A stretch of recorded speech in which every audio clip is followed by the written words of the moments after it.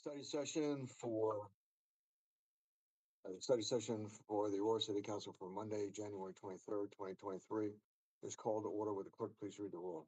Mayor Kaufman. Here. Councilmember Bergen. Here.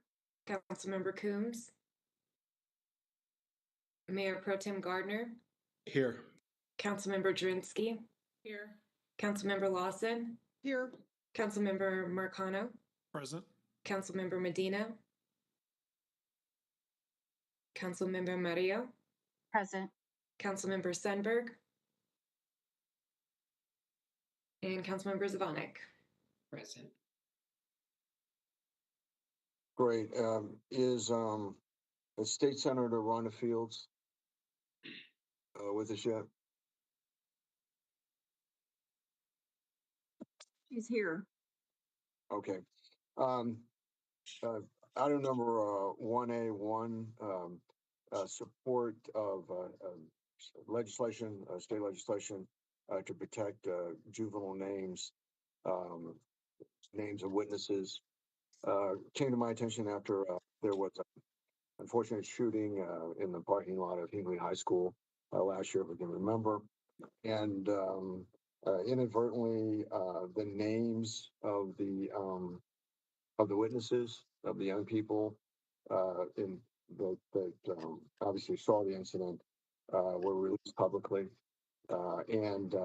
It really created some safety issues for those young people, as well as a chilling effect on their willingness to come forward and work with their SROs in other incidences. And if I could, at this time, State Senator Rhonda Fields has picked the issue up. She did, since she picked the issue up, she did add an additional issue on there that is not reflected in the resolution.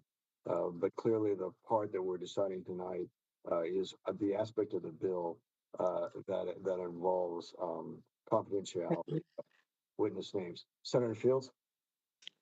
Thank you, Mayor, and thank you, Councilman, men and women, for this opportunity to bring a bill to you that is really about school safety.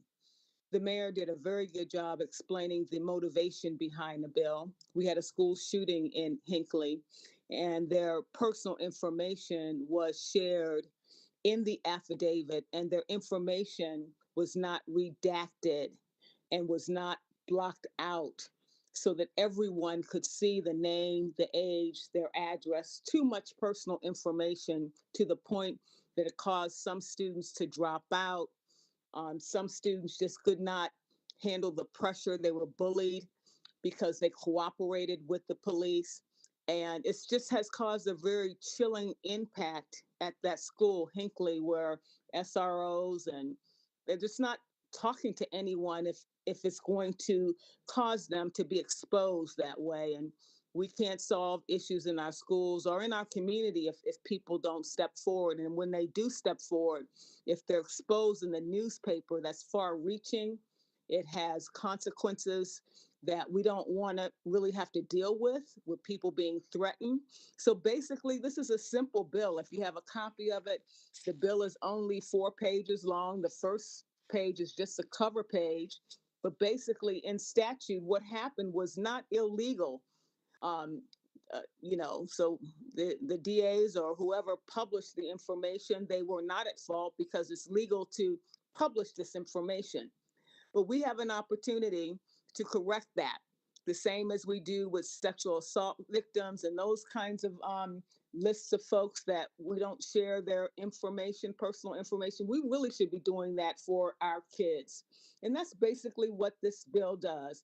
It deletes the child's name from criminal justice records. So if it is exposed to the press and the press has a right to publish information, their personal information will not be identified. So I think it's a good approach, and it safeguards our kids and it safeguards our schools as well. Mayor, do you have anything else you want to add? Thank you, Senator Fields. Well, this was again, I think it was the DA's office, I think, that failed to redact. I'm trying to remember who initially failed to redact. Pete, who failed to redact initially? Mayor, we believe it was the DA's office. I don't want to point them out unless we know for sure, but it wasn't us. We knew it was no from the city that didn't redact. And then, Thanks for that clarification. Yeah. thank you, Senator. And then it was given to the Colorado Sentinel, and the Colorado Sentinel then published it. And so by supporting this resolution, what you can do is enable our contract lobbyists to assist Senator Fields in getting this legislation through across the finish line. And so, are there any questions of Senator Fields or myself? I have a question. Is it? I'm sorry, Councilmember Lawson. Yeah, Mayor. Thank you, Mayor and Senator Fields. I'm supportive of this, but Mayor, just for a procedural standpoint, we do have a Pfizer committee, and it would have just been nice if it could have went through that committee before it went to the study session. We do have that committee, and we do discuss legislative items, and I am supportive of it, but it just for procedural, it just would have been it would have just been nice if this could have flowed through that process. So I just want to make a comment on that. Okay. Councilmember. Oh, did you call me, Mayor? Yes. Oh, thank you. Yeah, I'm in support of it also. I have just one question. I think when I read it in the backup that if it goes, if they're criminally charged, then are their names divulged? That's the point I couldn't remember. Right. Senator Fields, if you could elaborate this, I believe that it's only the witnesses' names are protected. Senator Fields. That's my understanding, but is there a specific line in the bill you're referring to so I can make sure I'm accurate? Well, in I'm my not. response? Thank you. I'm not really that technologically inclined, so for me to go back to my document, but maybe Pete, he's on here, our attorney. I think it's on page 4. Thank you. Yes, ma'am. And Senator Fields and Mayor. So because they're juveniles, if they're charged and they're not certified as an adult, their names will not be released. Okay. What happened in this particular case is as Senator Fields is mentioned in the bill, the Colorado Criminal Justice Records Act, the CCJRA, was confusing, and it only protected victims. It did not protect witnesses. And so what happened in the case was the victims' names were redacted, but the witnesses, of course, if you have an incident at a school, everyone's going to be a juvenile. And so what this bill does is it makes it very clear where every juvenile's name will be redacted, and it'll be juvenile witness or juvenile victim or juvenile offender. Okay. All of that will be in there. So I think it'll help clean it up for governmental entities. Great, thank you. Further questions or comments? Seeing none, is there any opposition in supporting this legislation? Seeing none, then the city of Aurora will support the legislation. Thank you so much, Senator Fields, for your leadership down in our capital. I appreciate the support. Thank you all. Have a good evening. Thank you. Next, Initiative 108 overview and update. Common Sense Institute, Kelly Caulfield, Peter Lafari. You have the floor now to go over Initiative 108.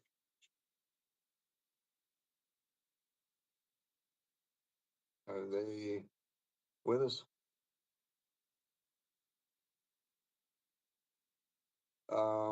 Katie, Roberto, I know there was some confusion today about who was going to be presenting. Yes, I did reach out, and Peter said that he will be presenting, and he did not need any assistance with his presentation. So let me just double check to see where they're at. I haven't heard that they're having trouble getting online. Okay.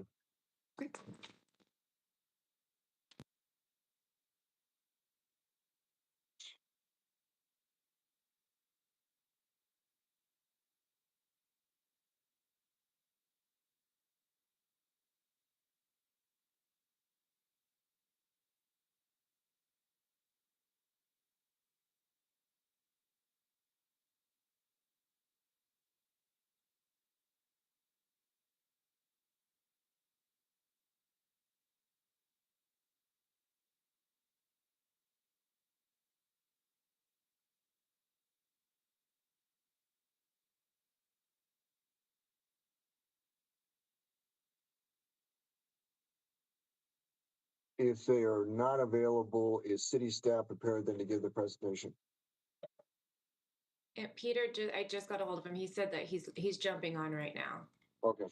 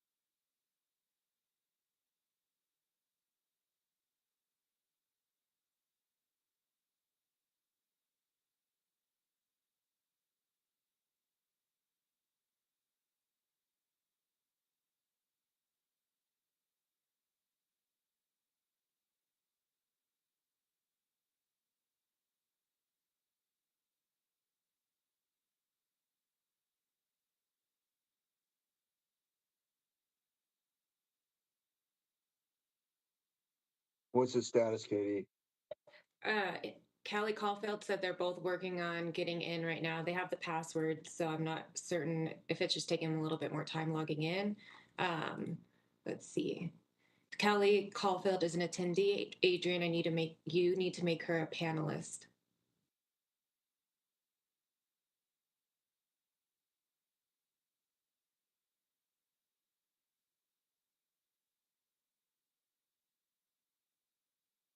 Okay, so Kelly is on now. Oh, Kelly, this is Mayor Mike Hoffman. Can you proceed, or are you waiting for Peter? Hi, good evening. Thanks so much for the invitation. I am waiting for Peter. If you could just give us one more minute. Our apologies here.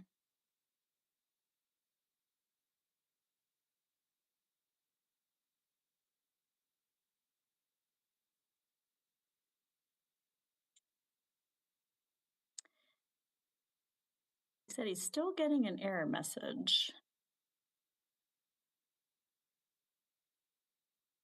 What is that error message? Is it looking for a password?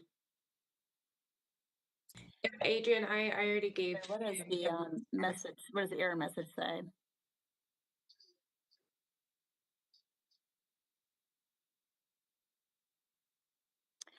It says asking for a panelist password. I let him know it's Aurora 2023. If you can let him know that too, Kelly. He's putting it in now. I think we're close. He's coming in.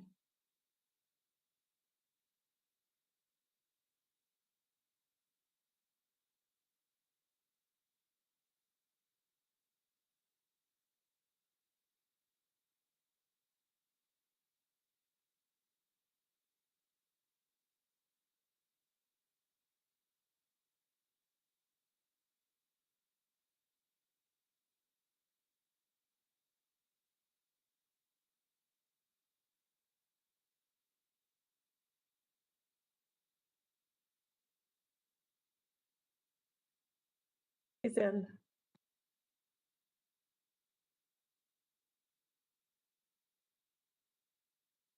Okay, Peter, are you ready to go? Oh, Mayor Copeland, welcome. Yes, I am. Thank you very much. Very well. Please proceed then with an overview of Initiative 108. Fantastic. I'm going to share my screen. Welcome, everyone. Thank you. Peter Lafari here from the Common Sense Institute. It's my pleasure to meet with you and speak with you and answer any questions you have about the measure. I'm going to share. Oh, go. Sorry, folks.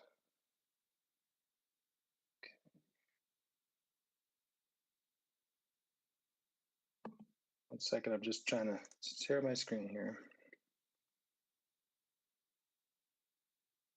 You know what, in the interest of of time, would it be possible for, I don't see if Katie's on here. I looks like I need I to. can share it for you. Peter, Yeah, thank you so I'm a much. presenter. There you go. Okay. I'm just getting a system issue on my end, it looks like. Sorry about that. So if you guys want to drive, that's fine as well. Well, is staff prepared to give the overview? Mayor and Peter, I can share it. I have your presentation up just in case we're having trouble, so I can go ahead and share it for you. Okay. Thank you so much. That's perfect. Mhm.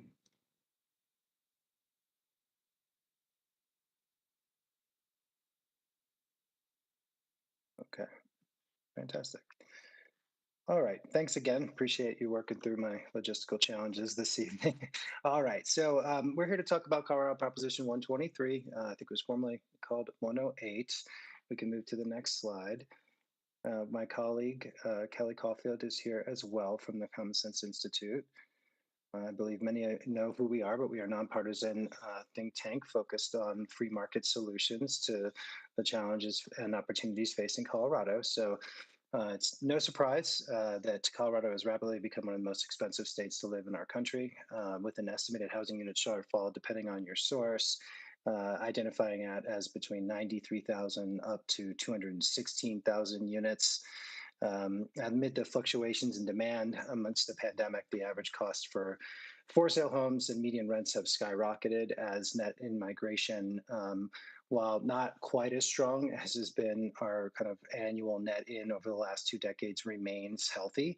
And we have struggled to keep pace with permitting the number of units in the price ranges that Coloradans can afford across the scale. And so that amount of pressure kind of exasperated by very favorable low interest rate dynamics throughout the pandemic and changing buying behaviors of Coloradans has led us to have a real acute scarcity challenge that has manifested itself in a lack of affordability. Next slide, please. So if we could see here, this was a slide that we created back in 2021. My co-fellow Evelyn Lemon and I were looking at some of the root causes that were driving our housing unaffordability challenge really across the continuum, from what some folks call capital A affordable housing, really 60% of area median income or below, all the way up to what we are calling missing middle, workforce housing, attainable housing. Really, no part of the housing continuum outside of really the upper earning quintile has been spared from this challenge. And so we can see here, as I mentioned previously, we've had somewhat of a reprieve with net migration cooling off, but that's really an outcome of our unaffordability challenges and threatens our state's economic viability. And so if you can see, as we move through, the red line is new residents. The kind of goldish bars there are total new permitted building units and the subsequent housing supply deficit. We didn't differentiate in this between for sale or for rent product. Also, as an outcome of our financing environment and our land use zoning and planning methodologies, we've really seen a movement towards multifamily housing delivery. I would like to kind of share a pretty stark statistic that illustrates this fact that I know is of materiality to Aurora, is the disappearance of starter homes. And so designated as homes of 1,200 square feet or less, prior to right around the 80s, 1980, about 40% of all new housing stock delivered across the country was designated as such. Just 9% of all homes delivered last year meet that criteria. That is a traditional entry level for folks looking to move into home ownership. It's also a pressure release valve of smaller product for Coloradans that may be overhoused and looking to downsize, which would then free up their existing home. And so what we really have is a stagnant housing continuum that is failing to produce the amount of permits that we require and really exasperating the per unit cost of all housing types that we bring to market. Again, whether or not we're looking at big A affordable or what we would consider market rate. Next slide, please. So Prop 123, an overview. The measure passed with about 52.5% of the vote, representing 1,269,816 Coloradans voting in support.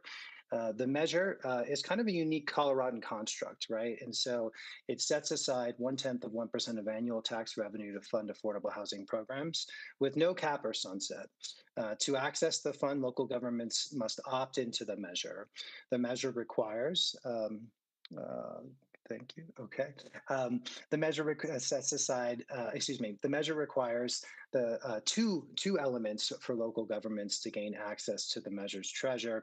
The first is a 90-day fast track approval process, really more like 180 days with some off ramps for both the city as well as the developer. And so I think we talk about that a little bit later, but I wanted to kind of put that because I know that's an element of great concern for many elected officials and staffers as to whether or not the measure's requirements are feasible to be accomplished. And that's one that's gaining a lot of questions and traction in that regard. Also, a 3% per annum growth requirement during the 3-year opt-in period. This is very important to understand that it's permitting, right? So it's not going to penalize a participating local government if they've permitted a project and then for whatever reason those units do not come online. You've executed your part of the bargain and would gain credit. What about split projects? If there's recent partnership, as I know, between Aurora and Adams County and Denver for the joint purchase of an existing asset, a motel, to be converted into housing to help our unhoused Coloradans. That would be split up if this was using funds from this measure, proportionally based off of the fiscal investment of the participating local governments. Another area of question and kind of confusion that I've heard. The measure defines affordable housing via 2 factors: household income and housing costs to include utilities. The measure applies to renters earning 60% or below of the area median income, or homeowners earning 100% of the area median income. Another area here where the measure actually provides pretty interesting and usable flexibility and agility is that really this is an income averaging construct. And so although the measure does state hard caps, really, as you dig into it, you can start to see that the measure for funds for projects that are funded with its sources, up to 50% of a project can be market, as long as the blended average of all units within a funded project does not exceed 90% of the area median income. And so it really gives a lot of empowerment to local governments to make a decision as to what the best AMI spreads are for them, although these caps jump out of the measure and have garnered a lot of discussion to date. The measure also requires the weighted average cost of all participating project units not to exceed 30% of the household income, inclusive of incremental utilities costs. So what does this mean? Essentially, what we believe this means, it's a little unclear in the measure, and the administrators are working through this as we speak, is to say at some point during the fiscal year, the provider, the owner needs to do a test to ensure that everyone in that community is not over 30% burdened on their housing cost. And so a little bit of a rarity here, something we had traditionally seen in traditional public housing that has been introduced in the measure to, again, try to address housing burden and its impacts on Coloradans. Next slide, please. So the measure has a source for just about every need within the housing continuum. And so it also does some interesting things that are a little non-traditional. And so the land banking there is one that localities usually deploy to address blighted real estate market environments. In the measure that we have here, it's more of a tool to empower local governments to secure land in high cost competitive real estate markets and then provide patient capital over a period of time for the developer and partnership to be able to introduce those units to market. And so land banking for nonprofits and governmental entities is in the form of a grant. And for-profit entities that are mission-minded, it provides it in below market rate loans that are forgivable if certain criteria is met. And so what that means essentially is if you're a private developer, a market rate affordable developer working on a project, you access this capital partner, let's say with Aurora, with the city, as long as you've met within 5 years, your project has been submitted, and then within 10 years you break ground, the loan will be forgiven. It's unclear as to how much better than prevailing market rates, we call it the street, is going to play out in reference to this. But I do know that CHAFA, or the Office of Economic Development and International Trade, which is the administrator, getting 60% of the funds, and will be then passing those funds on, it appears, to CHAFA, the Colorado Housing Finance Authority, which is adroit and very well regarded in its ability to create and then deploy financing capital in a manner that meets the needs of the majority of stakeholders. And so the land banking element is quite unique and highly desired amongst industry practitioners like myself as a developer. I also, for those that don't know me, I should also say that I'm the Chief Executive Officer at Maker Housing Partners, the housing authority just to your north, and we own, operate, and develop multifamily affordable housing, primarily through the low-income housing tax credit vehicle. So this is something we would very much desire to see occur, and I do know that your housing authority is also very active in development as well.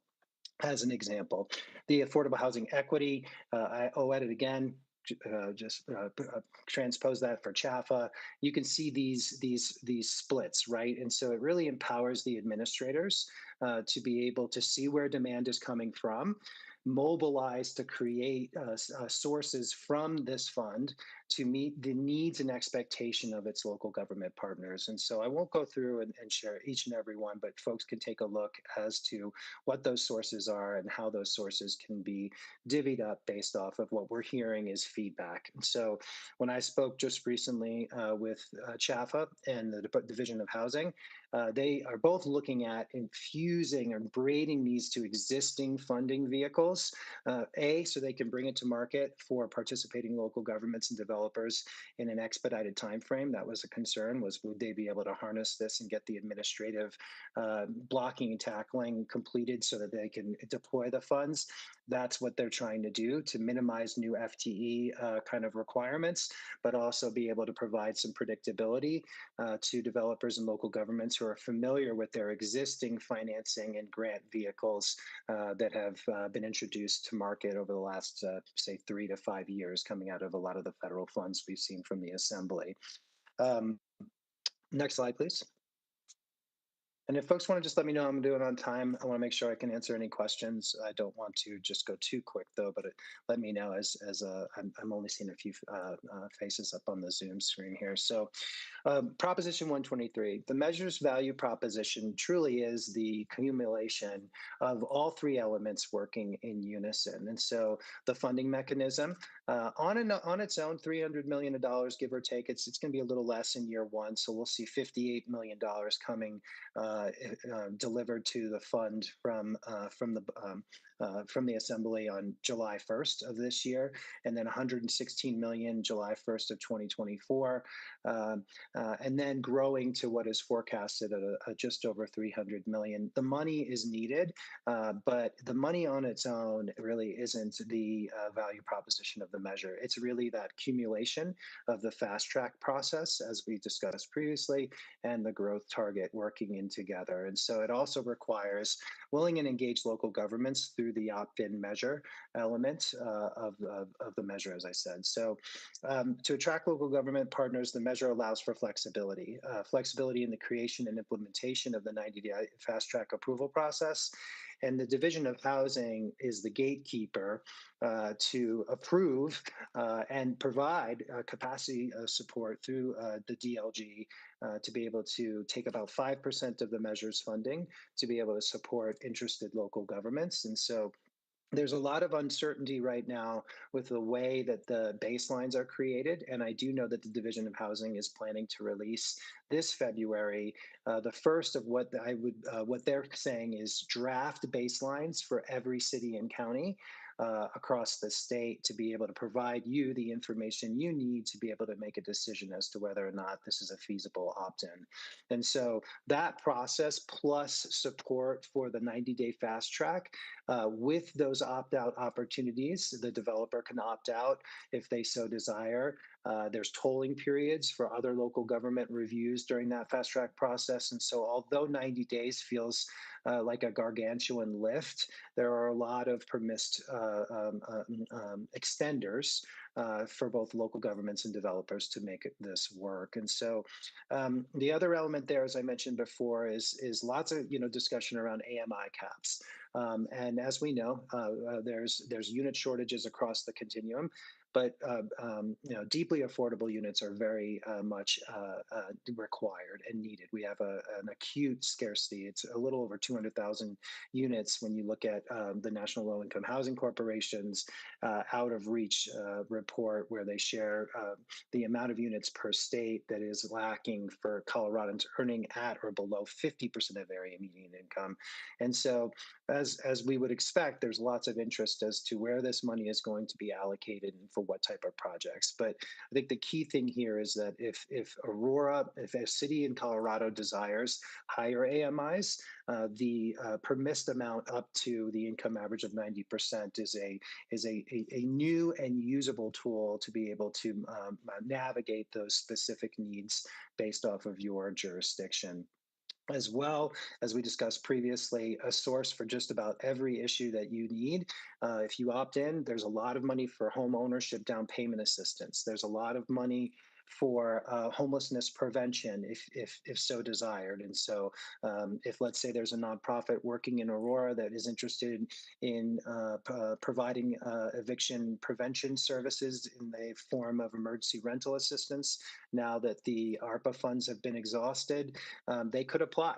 And they could deploy that capital on your behalf if you have desire to opt into the measure. And so one of the other elements that is quite unique that I'm a big fan of is a tenant equity vehicle. And so the tenant equity vehicle is being crafted currently, but in theory, it will provide a direct cash transfer of any sort of overage of the fund's performance. So let's say the required rate of return for the fund's investments required, say, a 10% return.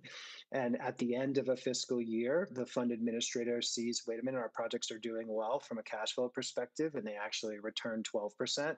The measure permits them to take some of that variance and put it right back into the hands of folks that live in these communities, which is really unheard of at scale and quite exciting. The measure states that it could be used for the down payment assistance for these individuals to purchase a home or other housing related programs. And so I know there's a lot of discussion around how can we best equip folks that are benefiting from the measures activities so that they do not find themselves being evicted or have a challenge with their housing stability.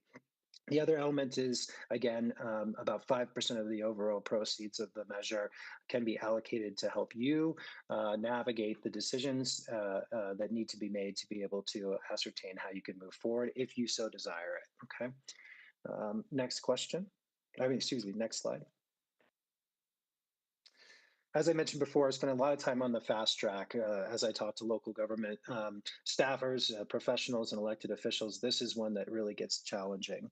And so, here's how it reads in the measure. Local governments must establish processes to enable it to provide a final decision on any application for a special permit, variance, or other development permit, excluding subdivisions of a development project for which 50% or more of the residential units in the project constitute affordable housing, not more than 90 days after submission of a completion.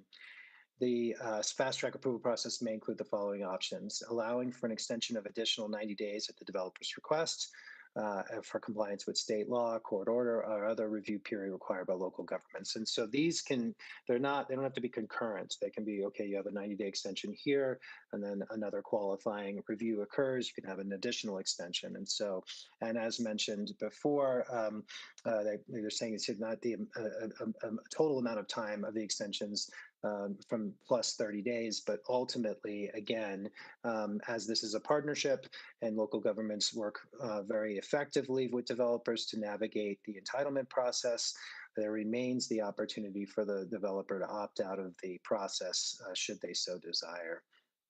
Okay, next slide, please. Okay, 3% baseline. This baseline is a little wonky, right? One of the reasons why is that it's not just identifying the existing amount of subsidized or restricted housing stock. It also looks at what's commonly referred to as naturally occurring affordable housing. And it asks for folks to pull that information using data from the census. And so that data is aged. We're waiting for that data to come out. And that's why the Division of Housing is working to present to Colorado cities and counties what they believe that baseline will look like. And we should see that again in February. A lot of this could be confusing. I don't want to spend too much time on it, but essentially what it's saying is we're going to look at all the existing homes that are owned as well as rental product. And then we're going to take its baseline, and then we're going to request that you do 3% more, require, I should say, 3% more per annum. You don't need to deliver any sort of, I think we could have the next slide. I think it goes into it more here as well. I'm sorry, back up one slide again. Okay, so essentially, let's say your baseline is 1,000 units. I'm not saying it is, but let's just say it's 1,000 units per annum.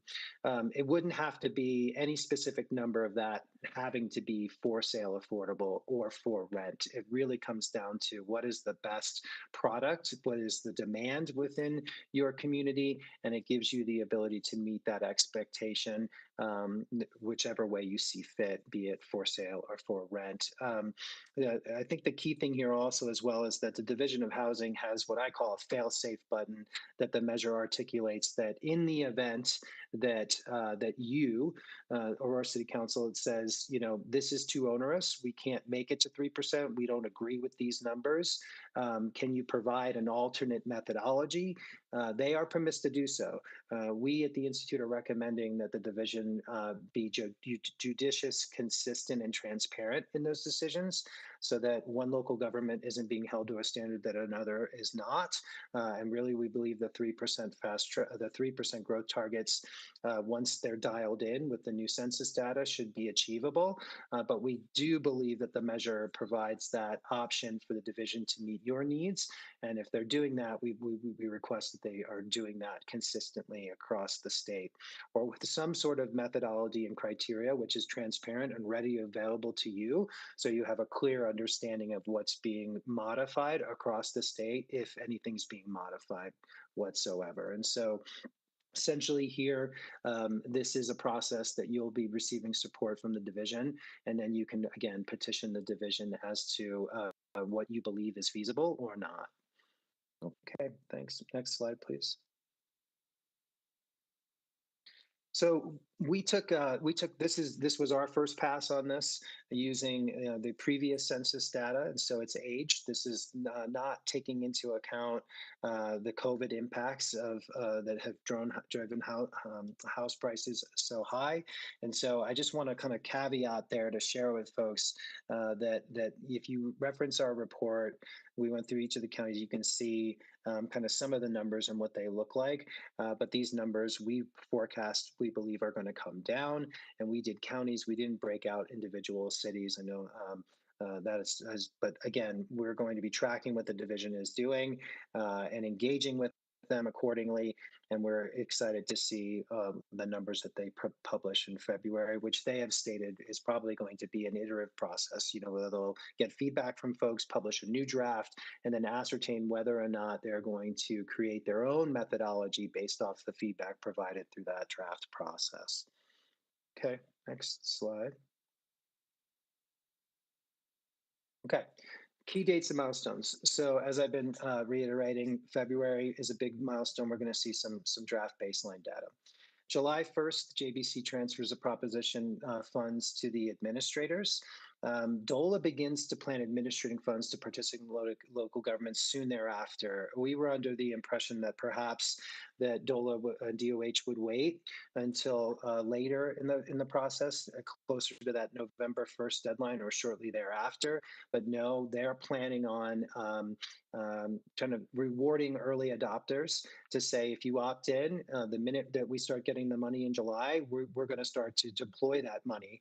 And so it'll be interesting to see if they keep that approach. But I think that it's demonstrating their urgency and desire to move this money out the door and harness the will of the Coloradan voters. And so, but you have up to November 1st, 2023 to opt in. The opt-in periods are 3-year periods. It's not like every year that if you have to report to the Division of Housing how many units you've permitted that year. They're going to look at the end of the 3-year period. At any point, you could opt out if you so desire. You could also opt in. So if you don't opt in year 1 of the 3-year cycle, that's okay. You can opt in year 2. You could opt in year 3, and your requirement there will be prorated. So ultimately, as well, let's say at the end of the 3-year cycle, as the measure is written, the division has the right to require local governments to sit out a year and then come back in. It's unclear, how aggressive they're going to be on that as we look that far out into the future. But I know right now it's very much of an open door methodology. The division wants folks to opt in. They really want to provide that technical assistance to be able to give you all the tools that you require to be able to make a decision. And so I think one of the other elements here that I've noticed as we've done stakeholder engagement is that it's pretty well known that if a local government does not opt in, and with the reserves requirements that we discussed, that you're not going to get funding for bricks and sticks, right? So subordinate debt, any of that grant funding for land banking activity, but also services. And so it's, as we know, housing regional, and folks, let's imagine a scenario where an unhoused, a homeless individual, let's say in a participating jurisdiction, whatever one, I don't want to name names, just, but let's say an adjacent jurisdiction has opted into the measure, and they've created they're braiding this with, say, a housing choice voucher. That housing choice voucher participant then leases up in a non-participating governmental entity, and the services funding does not travel with them. And so there has been some confusion about that. And so ultimately, it is pretty strict and straightforward in the measure, is that if you're going to gain access to the measure's funding and treasure, then you have to participate and you have to deliver those 2 elements that we've been discussing. And so I think that as we look at what might be happening at the Golden Dome and what folks are talking about, is they're really asking themselves are these baselines going to be achievable? Will the 90-day fast track be achievable? And what about these hard AMI caps? Do we need to move them higher, as the high country stakeholders have been desiring of late, or to be able to reach more of a workforce housing cohort? Or should it stay true to the measures as written? And so ultimately, I think that, in my opinion, at the Institute, we think that the measure provides the flexibility via the income averaging and market-based approach. But I know there's a frothy conversation right now as to whether or not those caps should be raised. And then how they move forward through what perhaps happens if some of these service funding fall through as individuals are housed in participating jurisdictions or receive funding or support in participating jurisdictions, but then move into adjacent communities that may not be. And so also at the Institute, we've made a number of recommendations we believe will be of interest in years 2 and 3, perhaps in the second cycle, that I would also like to mention if folks are interested. I didn't include it in the report, just I didn't think it was as relevant right now, but we did recommend a performance-based cap to ensure that the funds are being utilized and deployed judiciously. We also talked about rebrucing the funds to address any sort of reappropriation concern, as well as a deeper and more robust kind of reporting methodology, because as the measure stands now, there's no reporting requirement. What I've heard from the proponents is to say, listen, This will just be part of the Division of Housing's annual report out on all their programs and services. We think it needs to be a bit more robust and singularly focused on this measure's activities. And so we've also made that recommendation to ensure that also the JBC is now analyzing how this measures funding and the mechanism interfaces with our other state critical budgetary needs. Because as we've discussed, this money is not a new tax. It's going to transfer the existing 0.1% of our general fund. And so next slide. I think that's going to wrap us up here, and then I'd love to answer questions. So QR code to the report if folks are interested and want to dig in a little deeper. Where there's some, we talk about scenarios and things that that you are grappling with in your chairs. A lot of information there, some unknowns, some knowns. Happy to answer questions, and again, really appreciate you inviting us to speak. Thank you. Let me just say first that first of all, we're going to do a preliminary opt-in or opt-out, or make a decision to enable staff to at least go forward and start working on this. We can always pull that prior to submitting our formal application. And then, so we're going to be doing the resolution after this, and then staff will be able to answer questions on the resolution itself as well. So questions of the presenter. Yeah, Mayor. Councilmember Bergen. Thank you. Thank you, Mayor, and thank you for the presentation. It's a lot of information to digest, and you talk very fast. But so a couple questions, one on the baseline. And I know you said the Division of Housing is going to draft the baselines and hopefully have that in February, because I think that's important for us, to decide if it makes sense for us. It sounds like it does. But so this is only on permitting, and you said if they don't construct, it doesn't count against them. Did I hear that correctly? Yes, so it wouldn't count against you because that's out of your control. Let's say financing falls through, environmental commodity dynamics of note. It's really saying to local governments, you create the fast track process, you endeavor to permit to the 3% growth requirement. And, if something, God forbid happens after you've permitted and the developer needs to abandon the project, they would not hold that against the local government because you've held up your end of the bargain. Okay, and then again on the baseline, I think you said something about 50% can be market rate, blah blah blah, inclusive of utilities. Yeah, thank you for that. Let me clarify that. So essentially, projects that qualify for this funding can have up to 50% of the project's units at market rate rents, let's say. As long as, like if it's 100 units, right, so 50% are at market, those remaining 50 units would have to balance and average out with the market rate units not to exceed 90% of the area median income for where the project is located. So that just gives developers the flexibility to do market-based mixed income projects. But of course, if a developer wants to do 100% affordable, that is in the spirit of the measure. Okay, but when it said inclusive of utilities, because I just know that we have extremely high utility bills right now with electric and gas. So how would that skew this in the wrong way at all? And that's it could. I think with extreme, as we've seen with utility fluctuations, as you cite, I know that the administrators are working through that right now. When we pulled the information, Chris Brown, the lead economist at the institute, myself, we had to, we had to kind of put together a number of things to patch. There's the measure states 3 ways you can do it. You can do it through the ACS survey, the American Community Survey.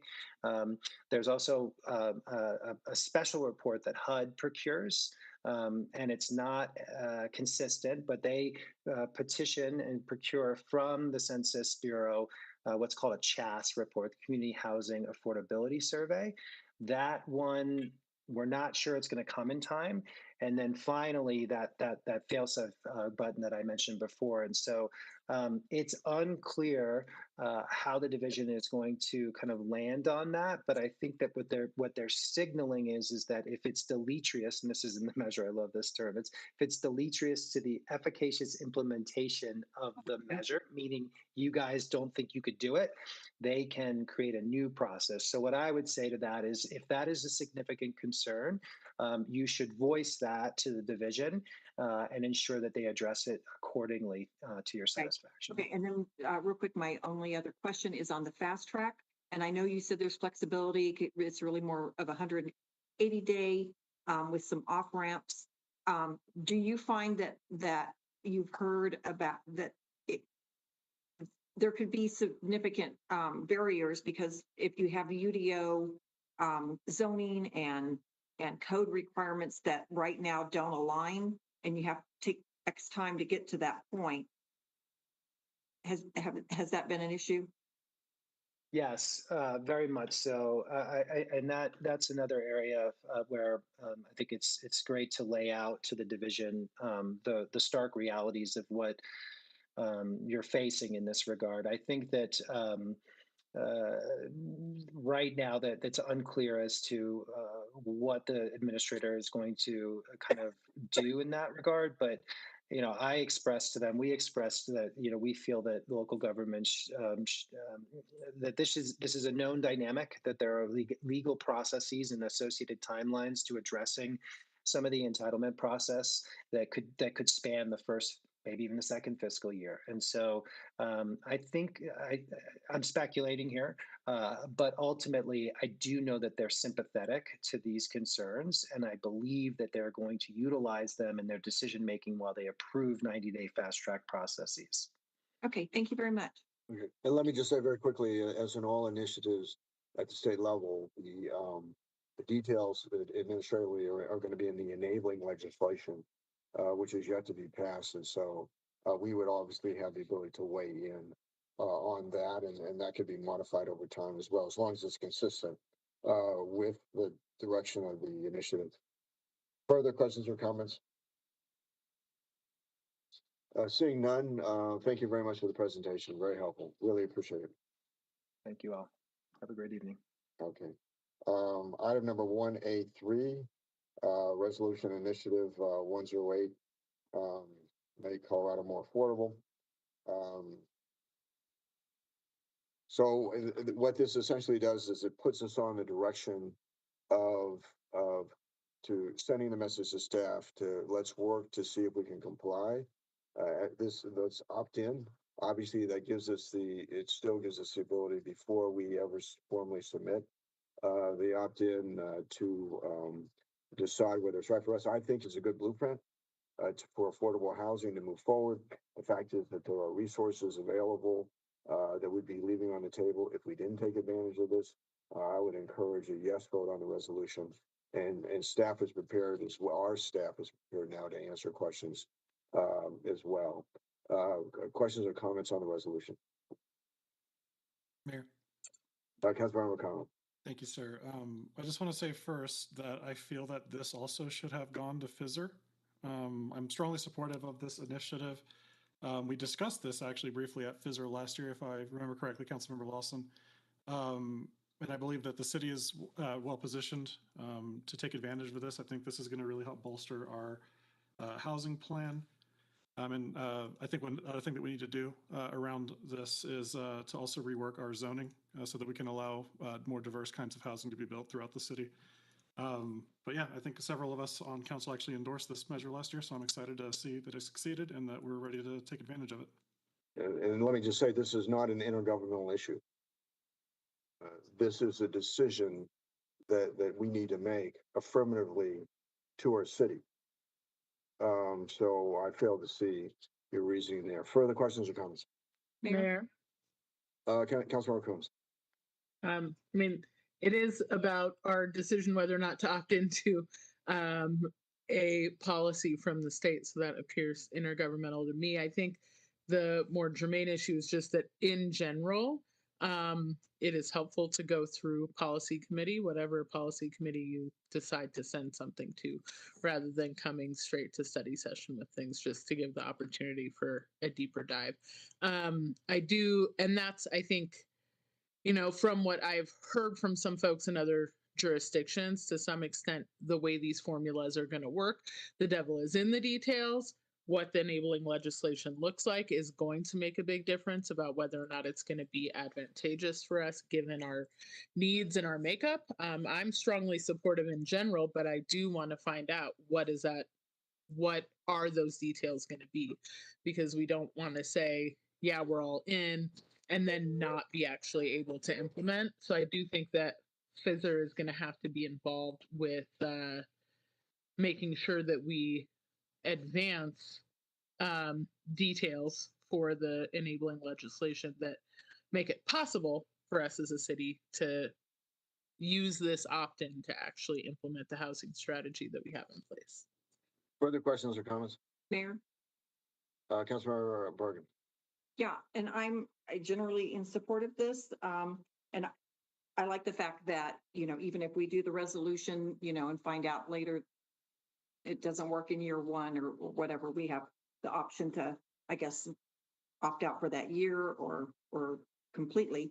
I also think there's some implications in the UDO that I mentioned.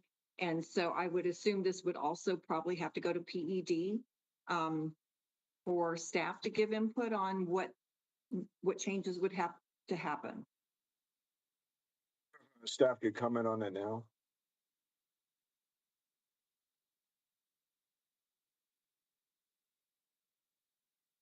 Councilmember Bergen, Janine might be jumping in as well, but really it's the development review time piece.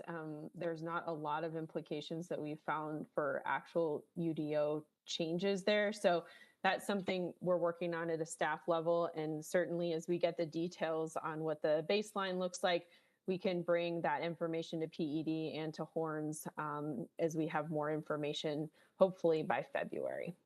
Okay, but I would think there would be some changes, for example, manufactured housing, changes in standards that should come to PED.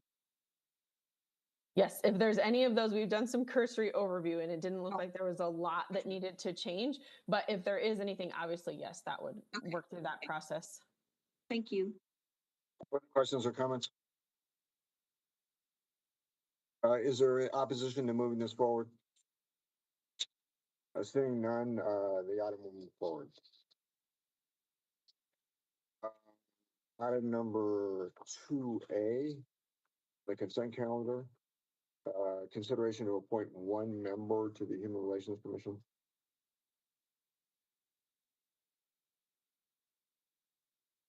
Opposition. What's that? Sorry, is there any opposition to move 2A forward? Seeing none, item number 2A will move forward. Item number 3A, Northeast Aurora Fiscal Impact Analysis Project Update. Whenever we expand the growth boundary to consider any partial for annexation, there has to be an economic study. Elizabeth Rogers. I'm sorry, Daniel. You say it. This is the Daniel. Thank you. Good evening, Council, Mayor, and others on the call. My name is Daniel Krasnowski with the city's Planning and Development Services Department. I'm joined tonight by a couple of the staff people. We have Mindy Parnes, also with the Planning Department, and we have Brian Duffany with EPS, who's a consultant that helped us prepare the materials that we're going to present to you tonight. I will share my screen. Go on in just a moment.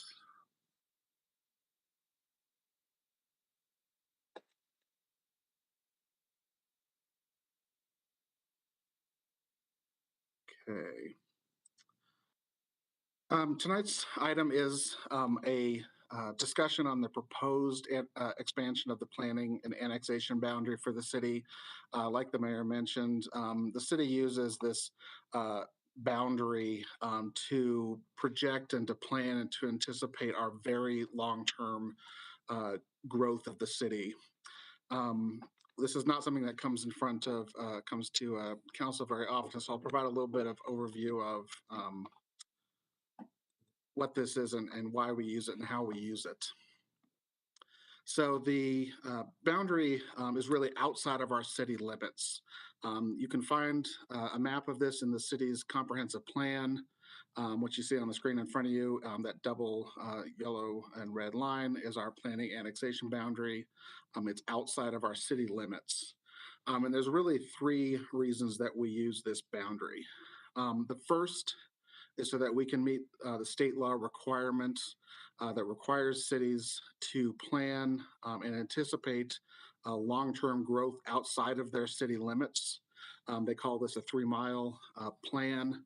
The way we do this is through our comprehensive plan in this planning area. And this is looking beyond our boundaries at areas that the city may choose to grow into and annex in the future. So it meets that, state law requirement. The second reason is it identifies areas for our very long-term planning. In a lot of cases, some of the most long-term planning that we do is utility planning, street planning, road planning, highway interchanges, and water planning. And sometimes these plans are going out 20, 30, 40 or more years. And so understanding those areas that in that long-term horizon we may grow into is really critical to making those long-term plans. And this helps guide that planning into what areas we may want to consider in the future. The third reason we use this is to identify properties that may choose to annex into the city.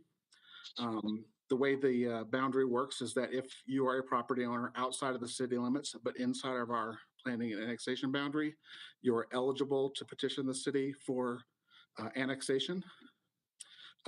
Obviously, each of those decisions on particular projects and particular properties is made by the city council on a case-by-case basis, but it basically makes you eligible to begin that process.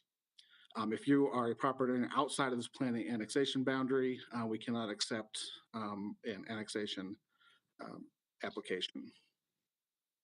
What the boundary does not do is it doesn't presuppose, it doesn't pre-authorize, it doesn't make take any decisions out of council hands about individual annexation agreements. It does not permit any projects.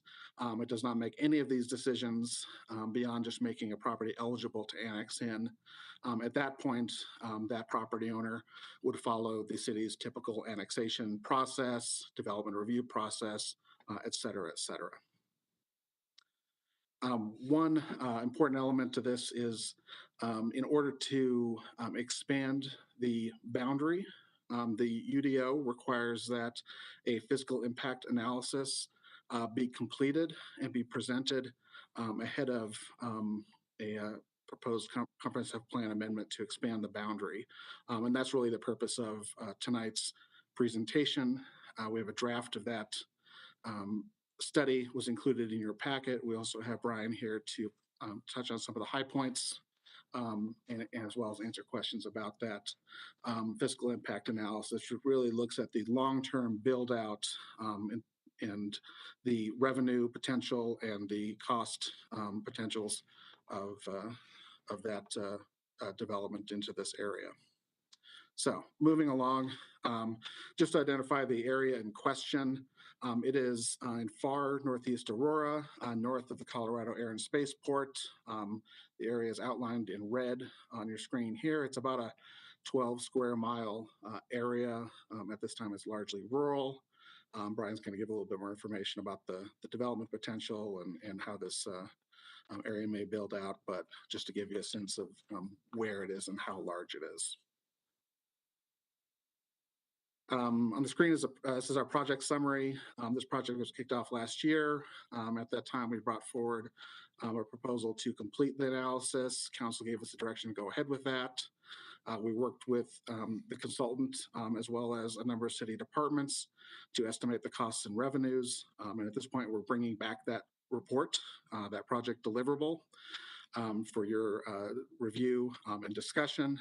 And the question that staff will have at the conclusion of tonight's presentation is, do we want us to proceed with the amendment to the comprehensive plan to expand the boundary or do not proceed with that?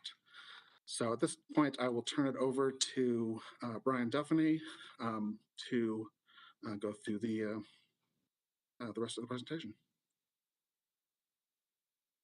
Thanks, Daniel. Hi, Brian Duffany, Economic and Planning Systems. Oh, we're getting some double audio here. One sec.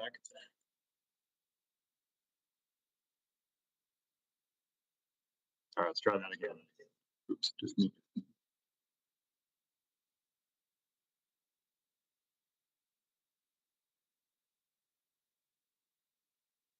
We're sitting next to each other. So, okay, I think we're good. Yeah, I'm going to walk you through the analysis that we did. I'll try to be brief, and I can come back to anything if there are questions. So we have to develop some land use assumptions to figure out what might happen in this area. And so I'm going to talk a little bit about what's going on in this vicinity. So the area is just north of the Colorado Air and Spaceport. This is a snapshot out of out of Adams County's master plan for the area, the Colorado Air and Spaceport sub-area plan.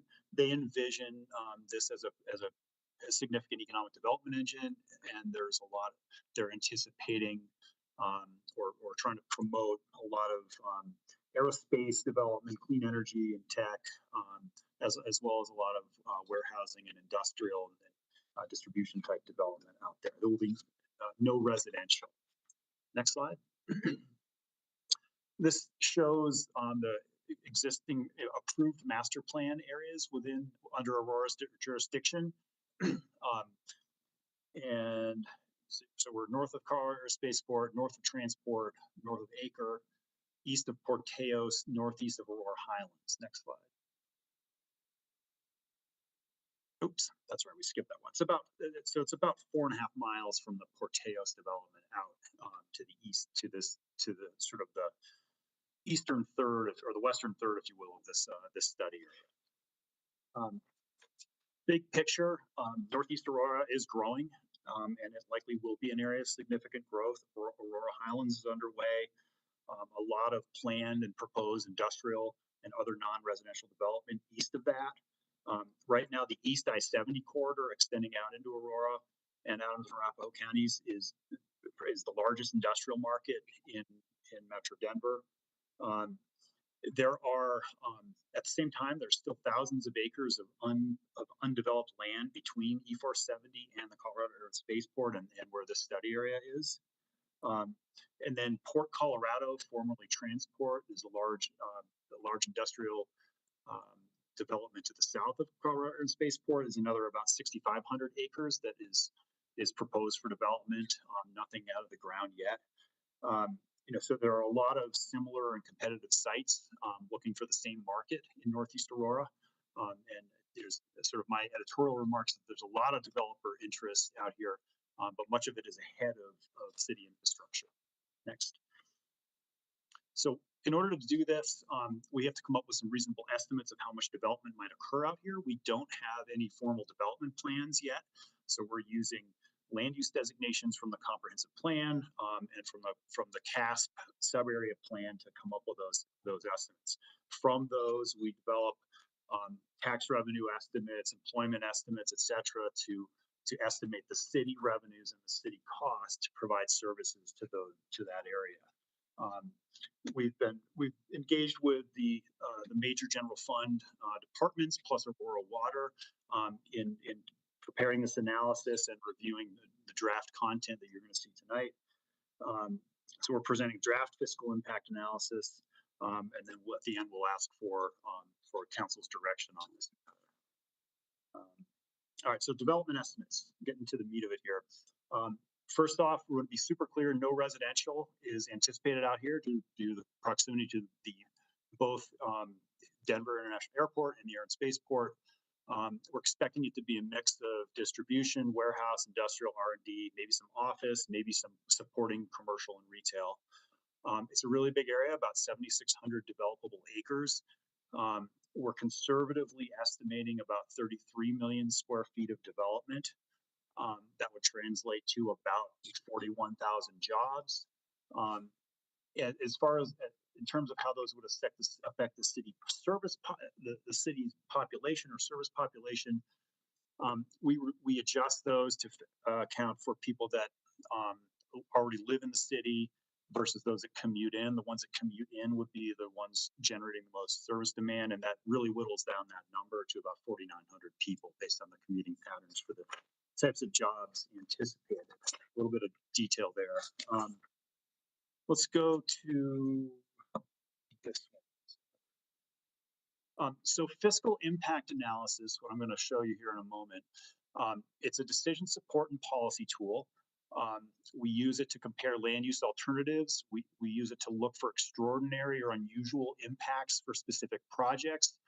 It's also useful in policy and budgeting development to identify structural costs and revenue issues. And what we do is we divide the impacts into two buckets. There's an annual operating cost, so the ongoing costs and revenues to the city. That's the net fiscal impact that you'll hear, and focusing just on the general fund departments. And so we got the annual impact over time, and then we also look at the one-time capital costs and revenues to capital costs. Okay, next. So on an operating basis, with the various estimates we've had to make of what development would look like out there, irrespective of time. So this is like a stabilized build out look. On an annual basis, the area would have a positive fiscal impact estimated at about $4 million a year. I want to caveat that is sensitive to the ultimate land use mix that gets developed out there. We've made informed estimates with case studies and working closely with staff to do that. But ultimately, we don't know the ultimate mix of what's going to happen out there, which would affect that number.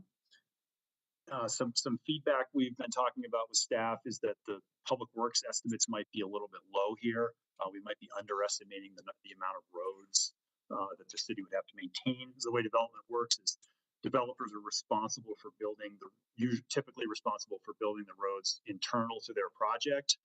Then they dedicate them to the city. The city is then responsible for maintaining them in perpetuity. So that's generally estimating a positive impact on the operating side. However, on the capital side, we're anticipating a fairly negative fiscal impact, which I'll talk about right now. And I just want to highlight this is just the general fund departments. We'll talk about water separately. So on the capital side, we're estimating about $120 million shortfall for the city due to a couple major reasons. Right now, the current city revenue structure and policy is that use tax is really the only dedicated money for capital. The city does not charge impact fees on non-residential development. That is a policy that's been in place for many years from several past administrations. And the major cost items are a fire station, about $20 million, a couple police patrol vehicles. Roads are really the big one. The current annexation policy is, repeat this again, the developer is largely responsible for everything internal to the project. The city, under the current policy, is responsible for half of the perimeter roads. So the developer builds their half of the perimeter roads, the city comes back and builds the other half of the perimeter roads. And so that has a cost of about $157 million, which is the biggest piece of that gap. Let's see. These costs, it's not all at once. They're sort of sequenced and phased with development. So it's not like if this was annexed, that the city would have to spend that money immediately. So I want to make that clear. It's incremental over time as the facilities are needed. If you translate it, if we just said 20-year development horizon, it would be about $6 million a year. So just to put it in context. Let's see. Fiscal impact interpretation. So just summing it up here, the proposed boundary change would likely create a modest positive annual fiscal impact on operations. Consistent with the way budgeting works, any of those surpluses would then be directed probably to capital projects or other maintenance needs to fill any other deficits. Let's see, the major contributing factor, I think, to the gap on the capital cost is just simply that use tax is really the only major capital revenue. We don't have impact fees on non-residential. There's been some question among us and staff of whether regarding the policy of the city building half the perimeter roads, if that needs to be reevaluated in the annexation policy, because that is a pretty significant cost there as well. And I think that this analysis isn't necessarily unique to this area.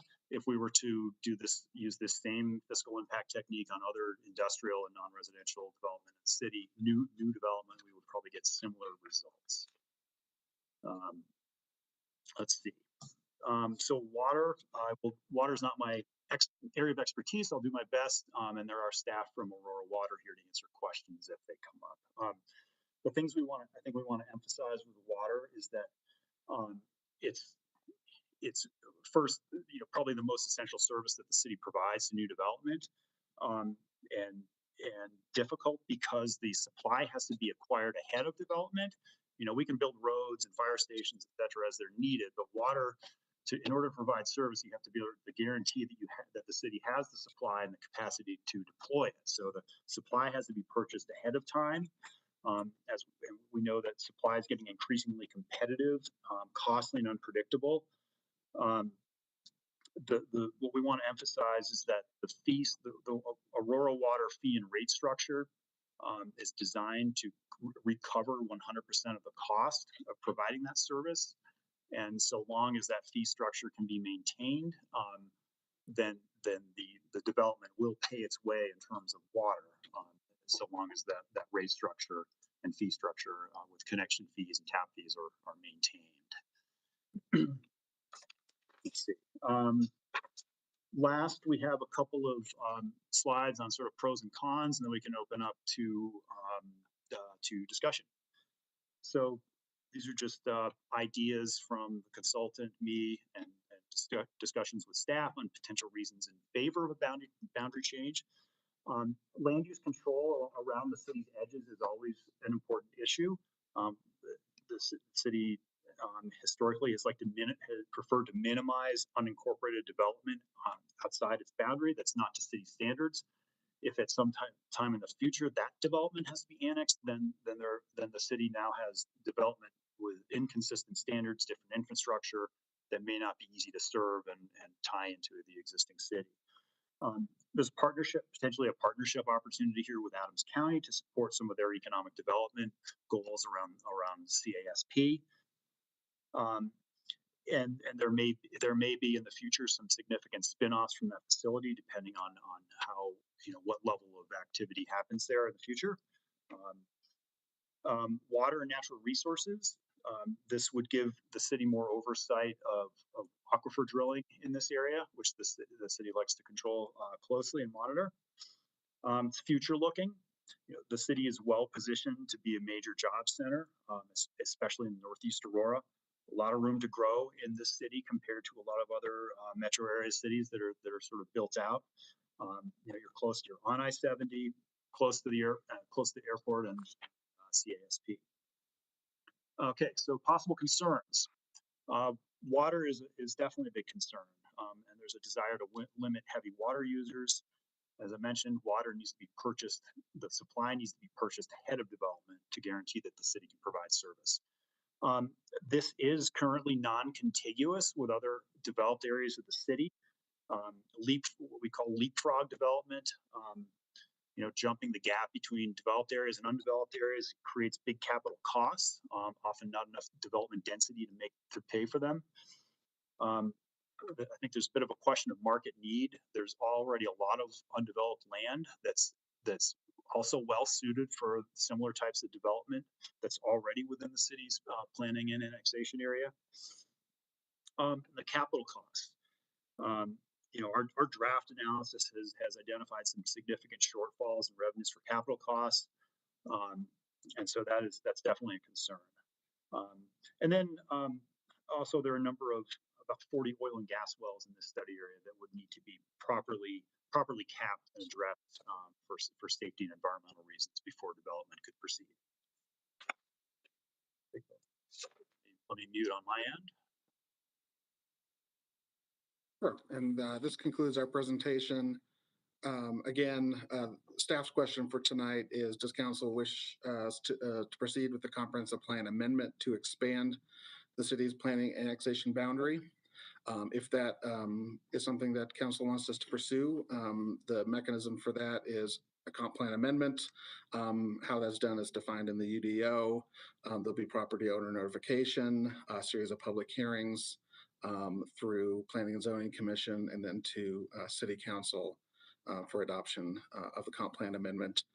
Comp plan amendments do need a supermajority at both Planning and Zoning Commission and Council to be approved. So you see, we've worked with a number of staff people. I think we've got representatives from some of these departments here to answer questions, as well as Brian and planning staff. And at this point, we'd like to turn it over to questions or discussion. Questions of staff. Mayor. Councilmember Bergen. Thank you. Councilmember Lawson and I were on council when we had the Northeast annexation and very similar analysis and questions and so forth. It obviously did pass, and we increased our territory quite a bit. I guess with all the concerns with especially water and the restrictions we've had to put in place, the water rates going up and so forth, I have a real concern on incorporating a larger boundary. So I guess my question, and the capital costs, of course, couple questions. You mentioned use taxes. We would get a little bit of property taxes, correct? That's correct. Buildings, yeah. Okay. How, with all the undeveloped acres of land, you said thousands of acres of undeveloped land, how do we know that this area is going to develop any faster than the other areas? I guess bottom line is, why is this needed right now? Why do we need to expand the boundary right now? Well, I think that's a policy question. Councilmember Bergen, this is really, this is not an annexation in and of itself. No, I know, I'm very familiar, but once, can I finish? Can I finish? So I think that, I think this is very valuable land.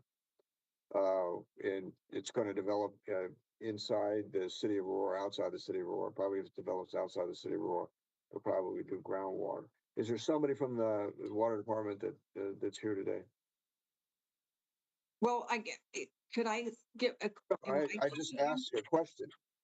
Yeah, somebody from the water department. Yes. Yes. Please proceed. Well, it wasn't on water. That wasn't my question. That's my question. Right, but you interrupted me when I had the floor, but okay. Just what? Who's chairing the meeting, Councilmember Bergen? Please proceed. So I can't ask my question. Please proceed right now, and I'll recognize you after this person answers. Wow. So to clarify, make sure I understand the question, it is whether how this area would likely develop if it were not incorporated into the city. The answer is most of the areas on the periphery of the city, especially the eastern periphery, which I guess is where it's undeveloped, are developing either using groundwater and dependence upon groundwater, which is a relatively temporary solution, or we have had some negotiation. Council has approved extraterritorial service agreements with a couple of small areas, primarily in the southeast, where they're using Aurora's system. They're paying 1.5 times rates and fees, and we provide service to those areas. So those are the two choices for areas that are outside of the city of Aurora boundaries from water. Councilmember Bergen. So I'd like to know why this is coming right now. Is the feeling that this particular land within this new boundary is much more valuable than the land just south of it? That will it develop faster than what is south of us? I'll try to provide please proceed. A little bit of context. There is a landowner request possibly pending in this area, but for a smaller area, and staff thought it would be we could do a more coordinated approach to this larger area if we looked at it kind of cohesively like this, rather than looking at a proposal here, and here. Developing a more comprehensive plan and strategy for this area. Okay, so I would just add to that the Adams County plan, which the city was heavily involved with, was recently completed, and obviously there's a lot of discussion around development opportunities playing off of the Colorado Air and Spaceport. So that I think contributes to the timing. I think Adams County, the city, and others in the area see potential development here in the future. Again, sort of a crystal ball of when and why that's versus others. But that's a little bit of the context. Okay, and last question, is there any negative ramifications to not making this boundary, which allows annexations to come forward? Are we concerned not only with the groundwater, but with any other negative consequences of not doing it now?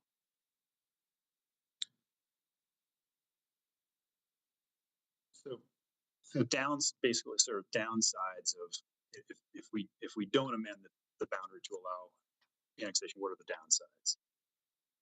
I think it's hard to say,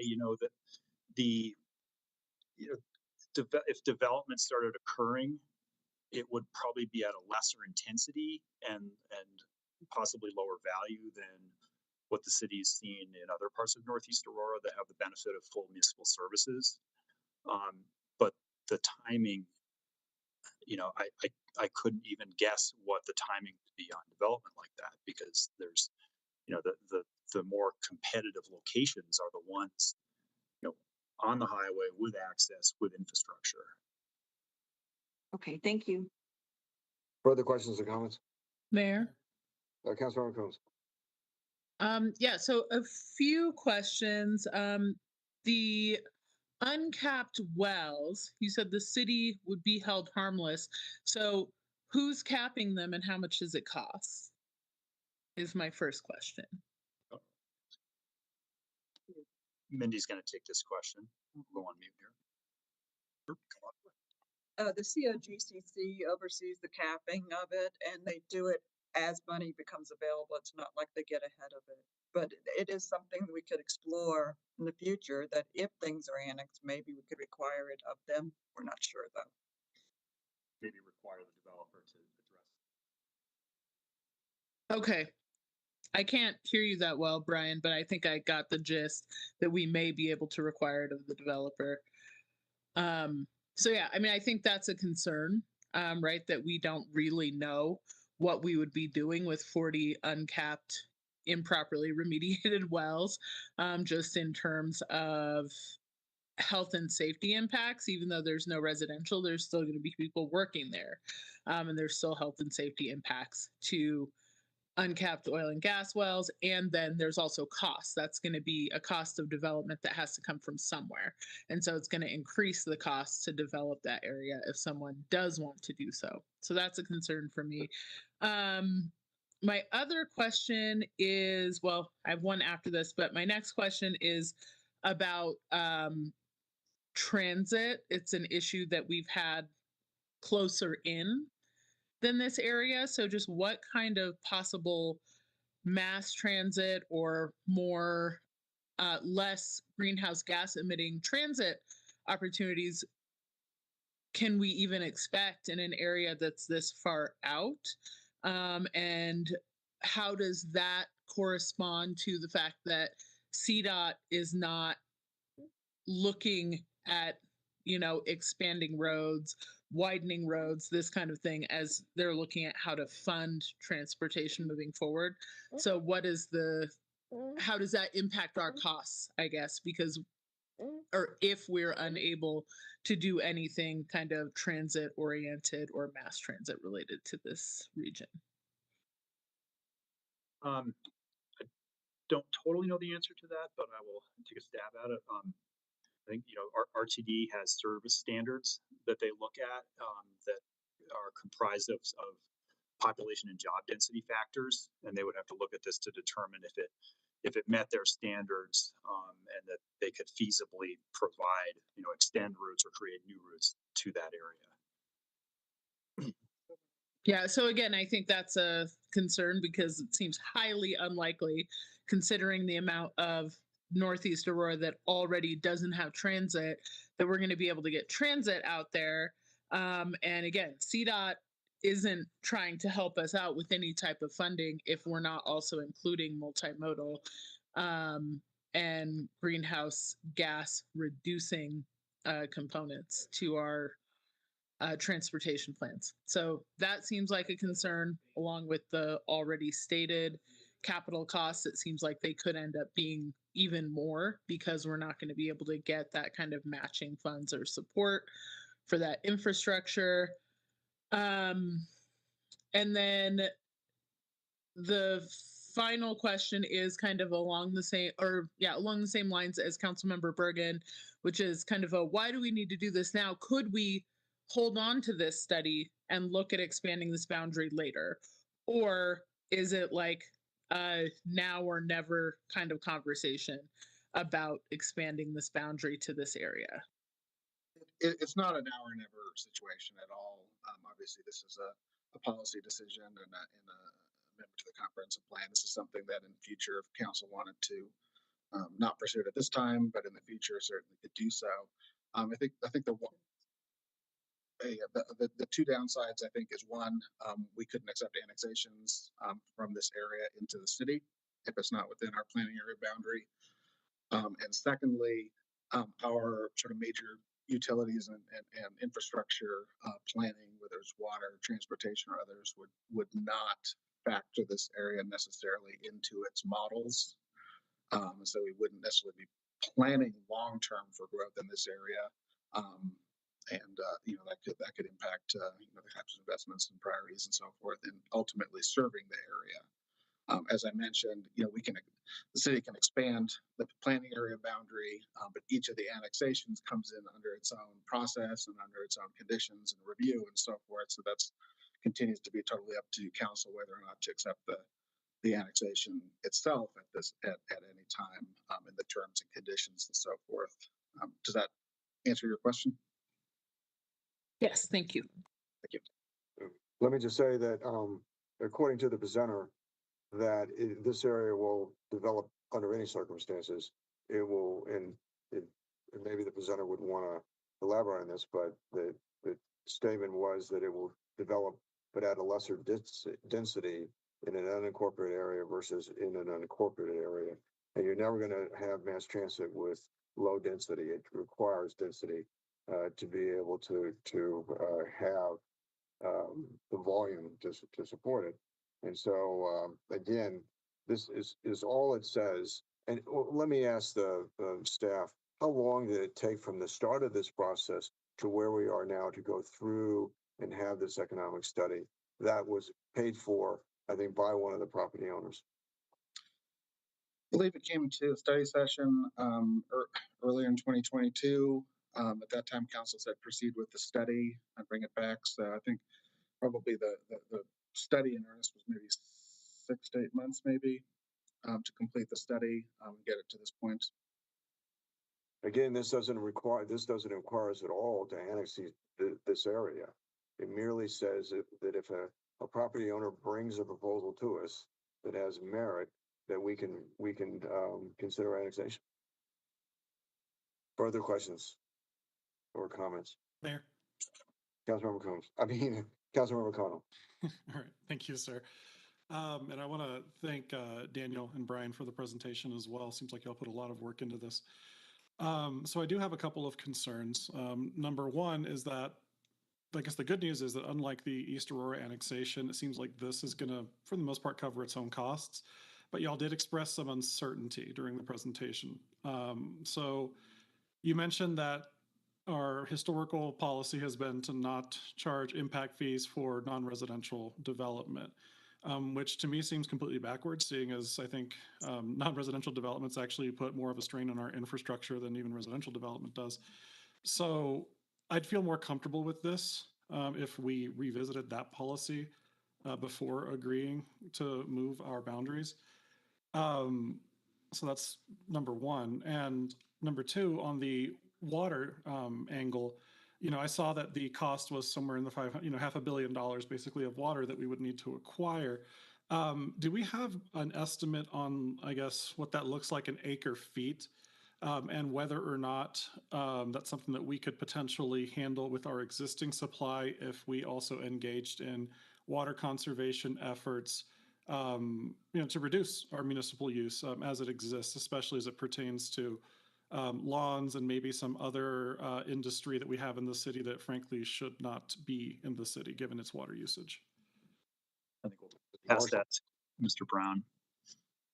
Yeah, so few questions in there. I think I'll start with the water conservation question. So to put that in context, we use system-wide across the city about 55,000 acre feet per year to provide water to the city. About half of that is used for outdoor irrigation and half is used for indoor water uses and needs. Our existing planning area boundary is just slightly more than half built out. So if we were to completely eliminate outdoor irrigation, it would meet the needs of our existing undeveloped area, which is not, as you might imagine, realistic or feasible. So we, with the latest conservation measures, are looking for a 25% reduction or half of outdoor use. We have about a little more than 15,000 acre feet of additional water supply that we currently have the rights to and are in the process of going through the corridor. It's at some stage of development. So I guess the short answer is no. Regardless of anything we do within our existing service area, if we develop the undeveloped areas, we would not have any additional water supply available for this new proposed annexation. The proposed annexation, commercial areas are hard to predict the total volume of use. So we did use some assumptions in the projections. If I recall correctly, it anticipates maybe another 10 to 15,000 acre feet of water needed up there, plus the infrastructure. Again, that could go up to 20. It depends kind of on the water uses associated with commercial development. But that would all be required to go be located, purchased, and then developed for our system, and thus the $500+ million cost. As was mentioned, one thing that is critical for the water is that we maintain the integrity of our connection fee structure, because that's where we generate the revenue to go acquire, develop, and expand, protect water supplies. So did that answer all of the questions? I think that did, Marshall. Thank you. Yes. And I do have one more question, if I may. Thank you. Who is it that is pushing for this? Like, what's the entity or the individual? And I guess what are their proposed uses for this? Who knows that? Yeah, so the developer we've had discussions with is the Chelsea development in the kind of the northeastern quadrant of this overall area that was evaluated. They've had a few different users come in. I'm not sure if any of those are finalized. We've heard about a couple of different types of uses up there, and I'm not sure. And Marshall, I think you mean northwestern portion of the area. Okay, sorry. So I'm not sure if they've got any specific developments lined up, or if they're in preliminary discussions with those still. Okay, so just my 2 cents would be that I prefer someone come to us with a more fleshed out plan, since, especially given the resources and the unknown variables with this. But I do appreciate all the work that went into this presentation. Thank you all. I think my question is, I think that's in the annexation process itself, which this is not, is preliminary. I think if this is turned down, then and we decide later on that we want to look at this area, we have to go through the entire process again, do we not? No, we would just have to update the to the cost at the time. Very well. Okay. Mayor? Councilmember Bergen. Thank you. What if we only did half the boundary and cut out, 6 square miles east? That would allow some development to happen and go forward, but then we're not overburdening the city with the concerns we just had. And we could always do the other half down the road. Absolutely, is something that council could direct staff to do. We chose this area based on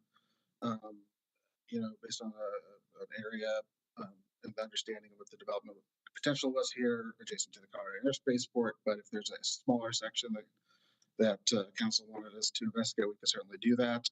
How that changes some of the fiscal impact, we would have to sort of revisit that. There's a lot of offsite improvements.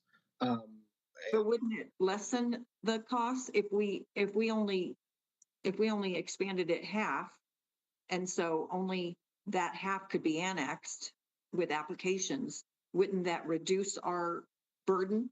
It would reduce some of the capital costs. We haven't. There are other costs in here that we haven't accounted for because we just don't know. This analysis doesn't include any roads that would be constructed from the existing portions of the city to connect to here. So either the developer would have to pay for those, or somehow partner with the city, or develop reimbursement agreements with all the intermediate property owners in there. But there's a possibility the developer, whoever that is, would bear the cost of the road.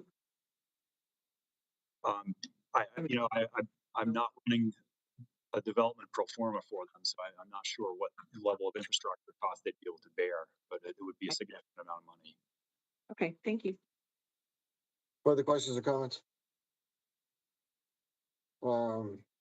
Is there objection to move 3A forward? Councilmember Murillo? Coombs objects. I object. Okay. So Councilmember Coombs. Lawson. Councilmember Lawson. Murillo, I don't know if you called on me Yeah, in opposition or I'm confused by that. Further objection? Medina. Further objection?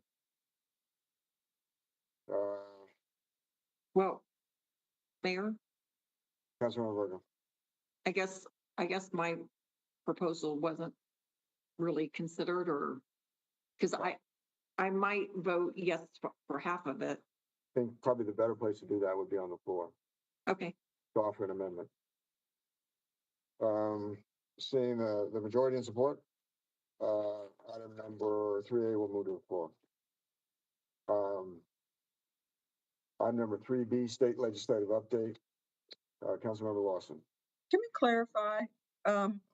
We wouldn't be going to the floor until we have an actual comprehensive plan amendment. What you're giving us instruction to do is to go back to the planning commission and start the public hearing process to do the comprehensive plan amendment. But then at what point would it be, it would still go to the floor for a vote at some point, am I correct? Yeah, and you need a supermajority. Okay, but at that point, we can do amendments. Okay, item number 3B, state legislative update. Councilmember Lawson. Mayor, I'm going to pass this to Liz, our Intergovernmental Relations Committee. Very well, please proceed. Hello, everyone. Included in the backup are details of the bills the FSIR committee has taken positions on at the last meeting, which was the January 13th.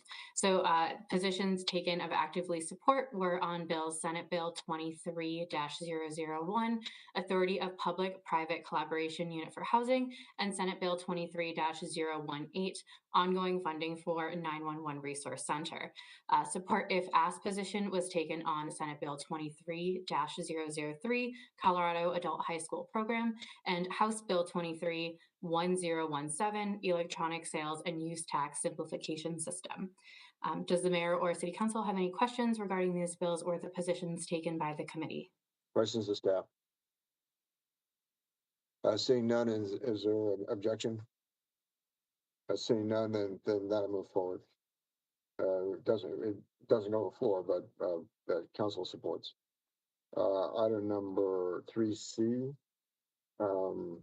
preparation of an environmental impact statement for the Wild Horse Reservoir project. Amanda Davis. Good evening, everyone. For the record, my name is Alexandra Davis, Deputy Director for Water Resources in the Water Department.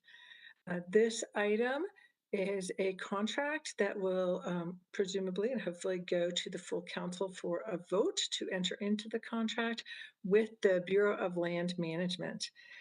As this council, Mayor Pro Tem and Mayor, you're all well aware, the Wild Horse Reservoir project does require a federal NEPA process for a couple of reasons. There are two areas of federal nexus. One of those areas is that the reservoir will inundate and impact land owned by the Bureau of Land Management.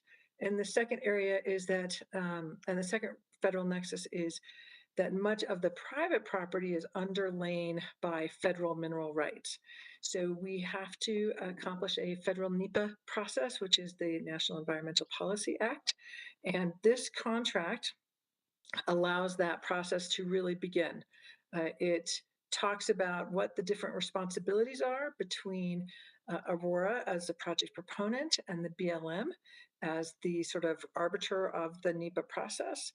It allows us to go forward and hire a third party consultant who will handle all the activities regarding assessment of environmental values, assessments of cultural values, ensuring that the stakeholder outreach process is appropriately done, ensuring that the information is gathered transparently and shared appropriately with the public, and that there's appropriate opportunity for people to weigh in on this project. So this agreement is really we're very excited. It's a kickoff to the NEPA project process, which will be another couple of years, and you will be hearing various reports as other documents come out of that process and as we give you updates. But this is really the kickoff document. The council did approve the amount, about $234,000, or not to exceed at this point, of the process in an earlier document. And then in hopefully a month, maybe 2 months, we will be bringing the third-party contractor. Actually, that might be 3 months. 3 months. I'm a little hopeful, and but in about 3 months, we hope to be bringing the third-party contractor contract to council. So that's what this document is, and with your approval, we will bring it to you at a full council meeting for a full vote. Questions of staff? Mayor? Councilmember Bergen. Yes, thank you, Alexandra. Is this, I thought when years ago, when we first started on the Wild Horse, that one of the reasons that it was such a prime location was that we didn't have any environmental concerns. Am I misspeaking? You are not misspeaking at all. The environmental issues are complicated. We are very lucky in this project. We do not have jurisdictional wetlands. So the Army Corps of Engineers is the agency that usually runs NEPA processes, particularly for reservoir projects, for a lot of water infrastructure projects, because they have jurisdiction over jurisdictional wetlands. And it also requires a 404 permit, which is the Colorado Department of Health, then also must provide a permit. So those two entities have a different standard of review and a different requirement that must be met by their NEPA process, which is called the LEDPA, the Least Environmentally Damaging Practicable Alternative. And that can be a more onerous obstacle to pass. So we're very excited that we do not have jurisdictional wetlands here. So you do remember correctly, we do have a lot of cultural resources. There are a lot of tribal artifacts on this property. So that will probably be our biggest area that we will need to mitigate. And we will need to work with tribes to make sure that that's done appropriately. I don't really know a whole lot about that process. The BLM, because tribes are separate sovereign nations, the federal government works with the tribes to do those consultations, those necessary consultations. We do have a golden eagle nest on the property, and last year that eagle, the pair of eagles, had an egg. Unfortunately, the egg didn't hatch. The eaglet didn't make it, but so we do have to consult with Fish and Wildlife Service, and we have to work around that eagle's nesting times, which frankly is pretty exciting. We think that they'll like the reservoir once it's done. So we're hoping we can coexist happily with the eagle. And so we do still have some, and we have to do a plover survey to ensure there's no plover habitat. And we'll be also looking at other environmental issues like antelopes and ungulates and things like that. But your memory is good. We have, the big ones we don't have, but we do have other issues. Well, thank you. Further questions of staff? Seeing none, is there objection to moving item 3C forward? Seeing none, item 3C will move forward. Item number 3D, Colorado Freedom Memorial Visitor and Education Center. Councilmember Zelenik and Councilmember Jelinski. Thanks, Mayor. I'll go ahead and just hand it over to staff here shortly. But in summary of what this resolution is I'm sure all of you are very familiar with Colorado Freedom Memorial. We've had a relationship between the city and the foundation for over a decade, and they're the executive director of the Freedom Memorial Foundation has been working toward building a visitor center, which will allow for indoor activities at the location, and looking for ways that he can get it funded privately and through other sources. But we wanted to make sure that we express our support and continue, and by doing so, allow staff to continue working with him and his team. And so with that, I will hand it over to staff.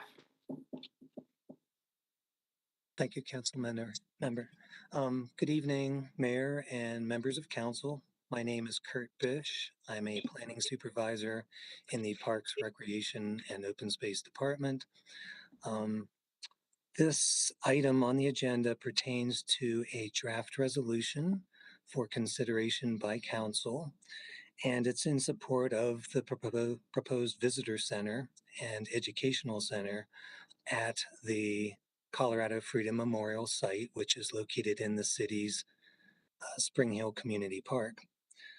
The Colorado Freedom Memorial currently operates under a concessionaire agreement to operate the memorial, and that concessionaire agreement was actually approved originally in the year of 2012. It's between the Colorado Freedom Memorial Foundation and the city. And we have this evening Rick Crandall from the foundation. He is the executive director. And I'm going to turn over the presentation to him. He'll cover the next 4 slides, and then he'll turn it back to me and I'll conclude the presentation. So Rick, you can take it from here. Next slide, please.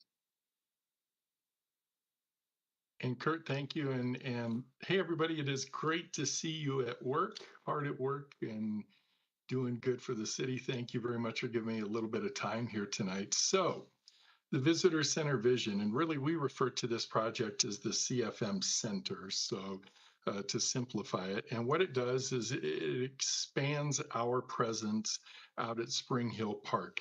It's the 10th anniversary of the Colorado Freedom Memorial this year. For 10 years, we've tempted fate and the weather gods by not having a facility there where we could go inside if it got bad. We've been chased over to the Beck Rec Center with tornado warnings in the past. We've ran in a mad dash to our cars in hailstorms, but we've never had to cancel an event because of inclement. But we know we're just, testing the limits here. So what we need is, and what we aspire with this center, is a gathering place where we can do what we do best, and that's honor, educate, and remember the price paid for freedom and paid to in tribute to the 6,200 Colorado veterans killed in action. We want to begin each visit there, especially with young people, by teaching about service and sacrifice. We do that as best we can with the numerous field trips that come out now. And this center is going to grow our ability to do other things, like host public programs presented by Buckley Space Force Base, with whom I've had numerous discussions about coming off base and across the street to the memorial to be able to reach out to the local community and talk a bit and introduce a bit of what they do out there. The Aurora Chamber Defense Council, another entity that will want to use the facility when it's built. We now have a partnership with History Colorado. The Anschutz Foundation has funded a military curator at History Colorado. And Chris is very interested in coming to the east side of town and bringing some of those resources and being able to share with folks here about History Colorado and what they have in their archives. It's remarkable the number of things we've discovered that we can do going forward. Visit Aurora interested in having a visitor's kiosk there, so people coming from the east side into our city would have a place where they could come to a smaller welcome center to learn about our city and what's available here.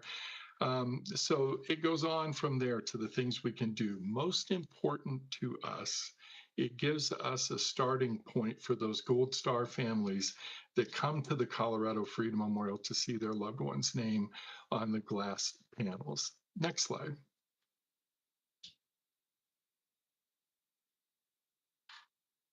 And there we go. So this conceptual drawing, as you're looking at this, you're actually looking on the far south side of the park. If you've been there before. So the Colorado Freedom Memorial sits on the north end, and this would be the south end where the the CFM Center would be located. The grounds would include an entry plaza and landscaping, 60 to 70 parking spaces. The parking lot would be enlarged from what it is now. Our first floor as you enter would have obviously a welcome desk for folks coming. We'd have a public seating area there. We would have offices for center staff and storage. And then we would have on this level a theater, a 120 to 150 seat theater, where we could host a number of presentations, historians, authors, educators who would come, veterans who would come, just any number of programs that we could hold inside the theater. On the second floor of the facility, a 2-store facility on the second floor, a classroom conference room setup, a reception area with an outdoor patio that would overlook the Colorado Freedom Memorial to the north, and an exhibit hall. And this exhibit hall is particularly important to us because it's a space that allows us to tell the story of those that have been killed in action that we honor on the memorial, and also display artifacts. I think many of you are aware, I've talked about this before, we have been selected to receive a pretty valuable relic, a piece of the beam of the USS Arizona from Pearl Harbor that will be displayed in our second floor exhibit hall, along with other artifacts related to Colorado military history. So it's really a cool space, a cool opportunity, and that's really the basic description of what's going to be in the building. Next slide. So here you see before and after. So the before picture, that's current day. And you see the pavilion that exists there now inside the circle. And there's a small restroom there to the left. The after footprint shows that the visitor center would be located in that space where the pavilion currently exists. On the far left, you can kind of get a better glimpse of the space we're talking about, and then the Freedom Memorial just to the north of it there. But the footprint would be there, and you can see the additional parking that surrounds the building to the south side of it. And then that plaza and welcome pavilion there in the center, and the walkway then leading to the memorial. One more, Kurt, maybe it's yours next slide. Kurt, you want this, or you want me to continue from here? I can do this part. Yeah, this one is yours, Rick. Okay. So the estimated cost, $5.5 million. What does that include? Roughly $3.5 million to build the CFM Center. And then we're estimating another two and a half million, which would be endowed to provide for a perpetual maintenance fund and for staffing of the center, as we would look to hire part-time employees to work shifts there once the center is open. You can see that this is built in 3 phases. We're currently in the first phase. We've begun some of the site planning through surveying out at the memorial. Unfortunately, Mother Nature decided we needed to go in timeout and go to our corner, and has been dumping snow out there that has kind of stopped all of our site surveying until we can get the snow melted. Fortunately, we didn't get another big storm today, so hopefully that melts away pretty soon. We can continue with that. But that's in phase 1. Phase 2 begins the building construction and landscaping, and then phase 3 is when we open for business with staffing. And we have received, as it says on the bottom, a funding appropriation from by Representative Crow. He submitted on our behalf as part of his community funding project to the omnibus bill this year, a $1.5 million request for the Colorado Freedom Memorial, which did pass, was signed by the president. And coincidentally, this is a sign from above. As I was sitting here waiting my turn, I got my first CPF grant email from the federal government congratulating us on the approved funding and some instructions on how to proceed. So we have 1.5 million that will be in the bank here soon that will allow us to continue phase 1. More importantly, the 1.5 million becomes seed money as we now pursue the private funding with private funders now knowing that we have a quarter of our total needs in the bank. They'll be more receptive to joining us, I'm certain. Kurt? Okay, next slide.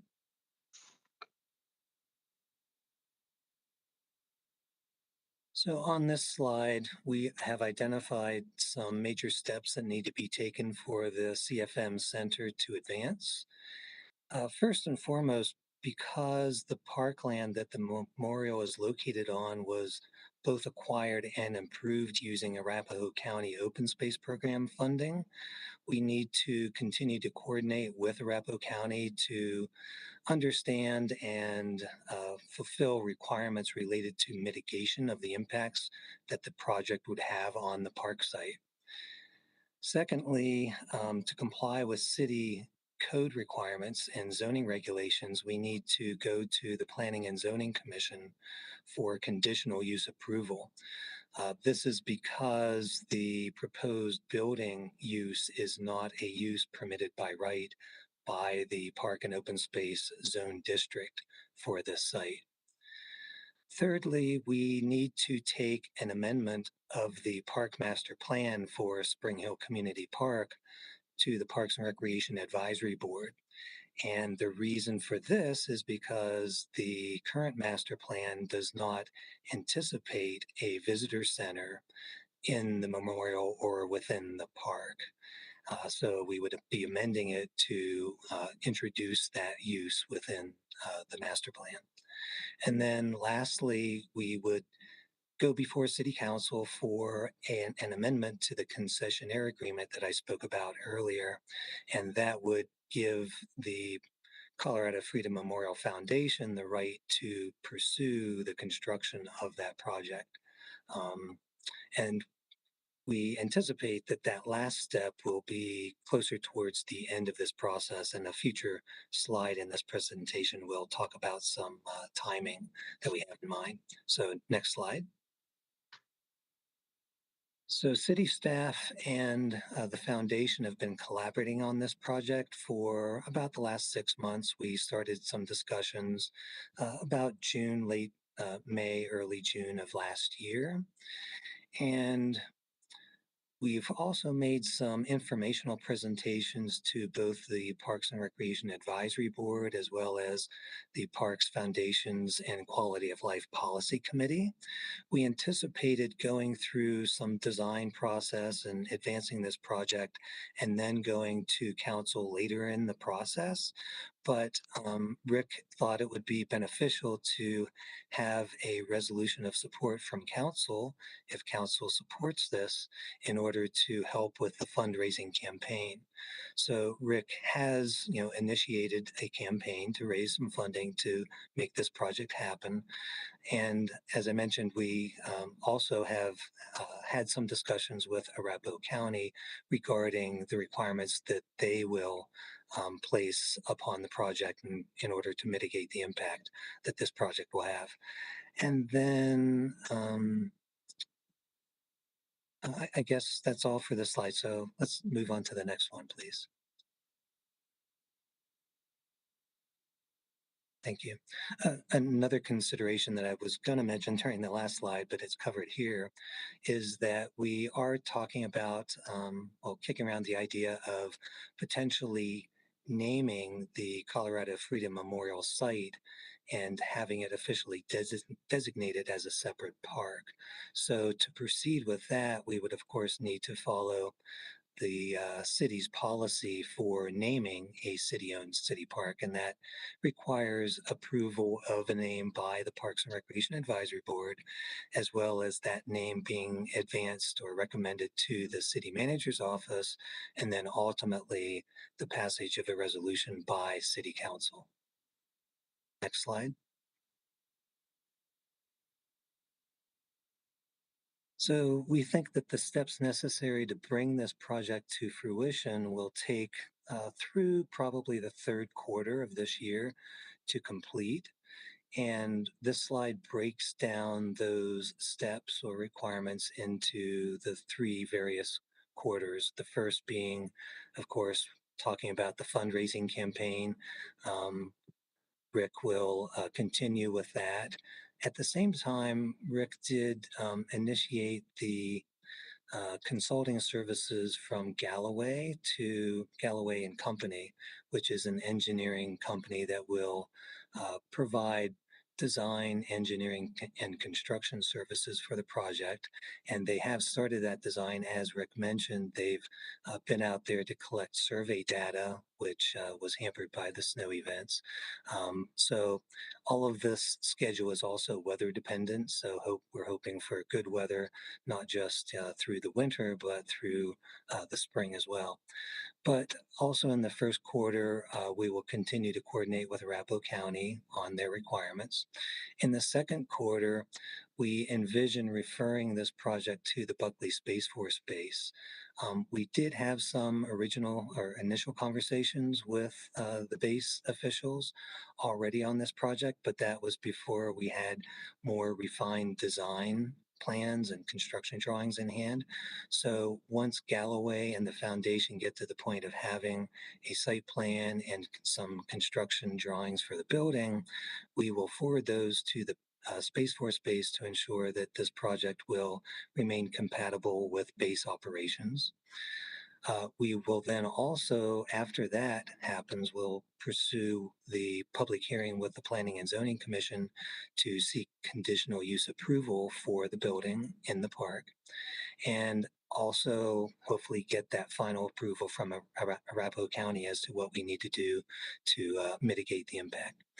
Thirdly, in the third quarter, we'll be pursuing the master plan amendment with the Parks and Recreation Advisory Board, and then coming back to council for another resolution, which would be to amend the concessionaire agreement between the city and the foundation. And again, this timeline does not only depend upon weather conditions, but finalization of the design drawings by the foundation and Galloway. Next slide. So as I mentioned, there is a draft resolution before council on this item. And the question at this point is, does the Aurora City Council resolve its support for the Colorado Freedom Memorial Foundation's goals and the construction of the Colorado Freedom Memorial Center in Spring Hill Community Park, and authorize staff to continue to collaborate with the Colorado Freedom Memorial Foundation in adherence to city codes and policies? And I'm available to answer any questions that you might have. Discussion, questions to staff? Mayor. I'm sorry, Councilmember Medina. Gardner. Councilmember Gardner, sorry. Thank you. So yeah, I'm just a comment, really excited to see this kind of coming to fruition and moving forward. I think it was mentioned that the work with the city staff started about 6 months ago, but I think many of you know that this has been kind of an idea of Rick's for a long time. I think even when I was candidate gardener out at an event, we had talked about this. And so, just kudos to Rick and to the foundation for all the work they do and honoring veterans. And I think, for the public's edification, just pointing out how, unique it is to have something like this in our community. And lastly, I hope that we can, make this process as easy as possible. Going through those next steps, while I appreciate staff laying those out, that's enough to make your head spin to have to jump through all those hoops to do something like this. So hopefully we can maybe get the red tape committee rounded back up again and make some changes. But either way, just kudos to Rick and the foundation for all the work they do honoring veterans in our community, and really excited to see this moving forward. Rick, thanks for all your work on this. I do have one question. I mean, I know the base has some fairly strict elevation requirements. Yep. In this area. I mean, but do you know if your building exceeds those? No, in fact, the first discussion we had with Buckley, we're well within the height restrictions for across the street. In fact, I offered to rent them the roof if they needed to have another radome built somewhere. I offered them to just go ahead and build it on top of the visitor center, and we wouldn't charge them very much. So we're trying to be good neighbors, obviously. Now we're in their initial look at everything, we're fine. And as Kurt mentioned earlier, we'll go back to them for a second review later, but I don't anticipate any problems. Further questions? Is there any objection to moving item number 3D forward? Seeing none, item number 3D will move forward. Thank you very much for the presentation. Appreciate all your work. You bet. And thank you to all of you for your continued support. We certainly appreciate it. Item number 3E, Fund Colorado Legal Services Landlord Tenant Legal Services Programs. Emma Knight. Good evening, Mayor and Council. My name is Emma Knight. I'm the manager of homeless programs, and I will just share my screen.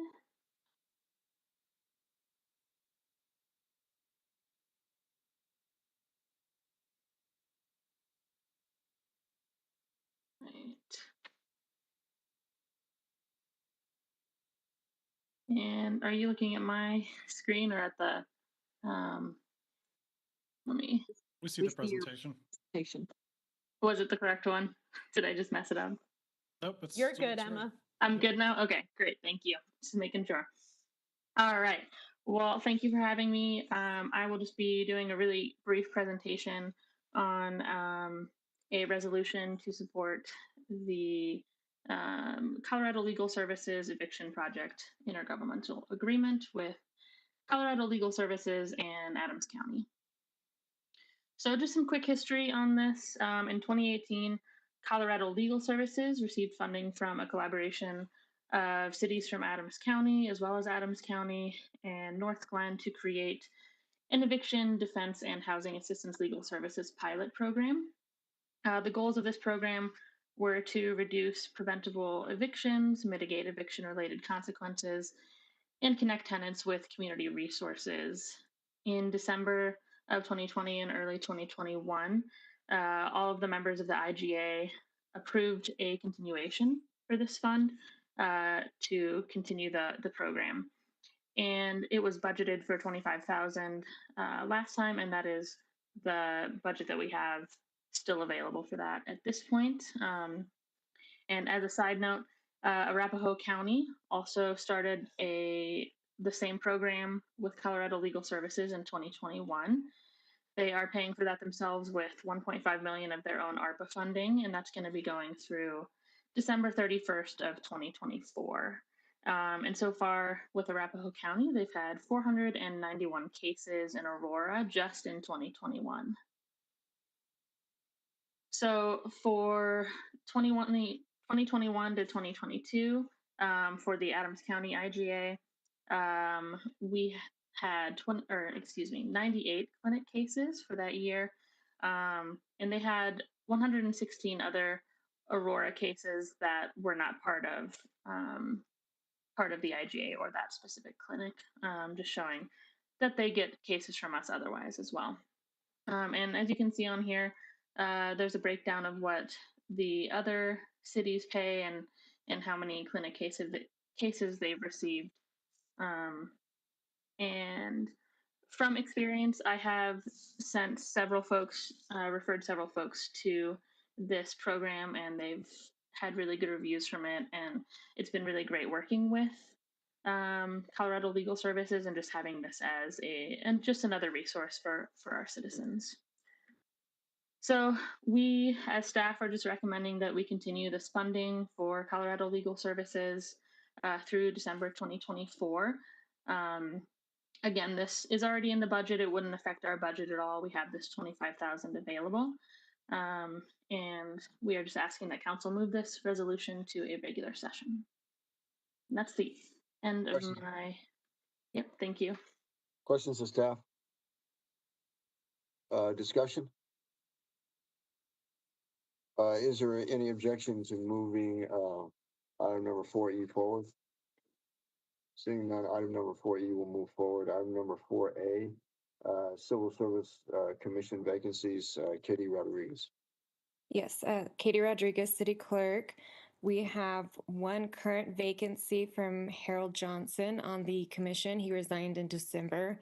And then we have one upcoming vacancy, Barbara Shannon Bannister. Her term ends February 14th, 2023. So the first question I have for council is, does council want to reappoint Barbara Shannon Bannister to the Civil Service Commission?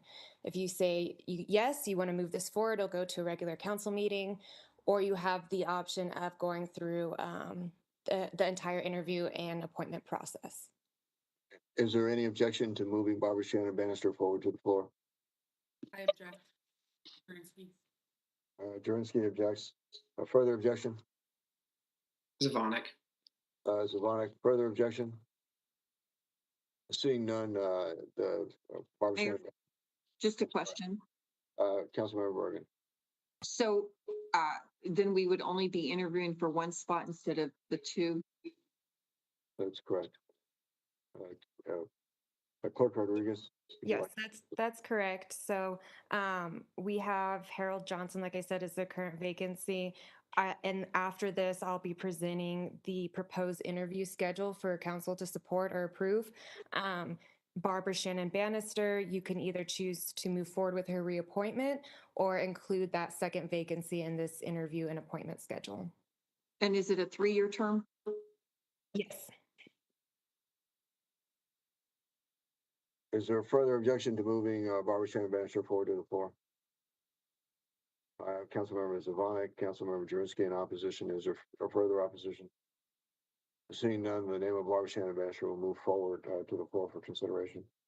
Okay, and then for the second question is the proposed interview schedule for filling Harold Johnson's vacancy. So we did begin at January 12th advertising his vacancy. So in January and February, we continue to advertise and screen the applicants that we receive. The applications will be reviewed and ranked by each council member. February 27th, at that regular council meeting, council will determine which applicants to interview. We will conduct criminal background checks on those applicants. March 6th would be the study session where the candidates are interviewed.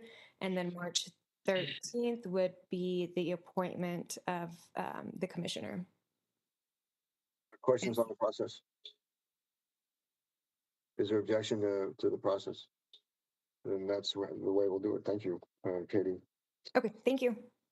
Council sponsorship process, Roberto Venegas.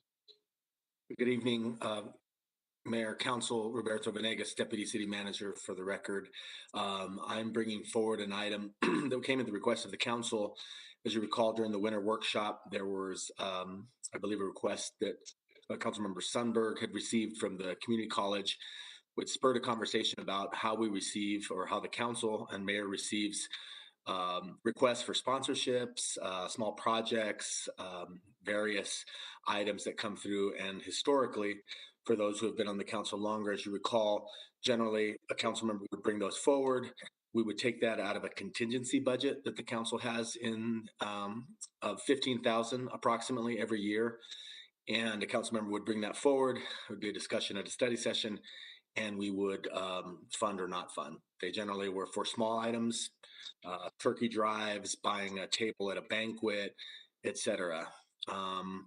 At the winter workshop, there was a discussion about taking a larger portion of the set-aside money, the one-time set-aside money that the budget office would provided council for projects. I think it was $3 million total, to take $250,000 of that for 2023 to provide a process or recommend a process for council to handle projects that come through, like the Community College of Aurora's request and others that have come through over time. So what you have in the commentary is essentially a draft process to do that.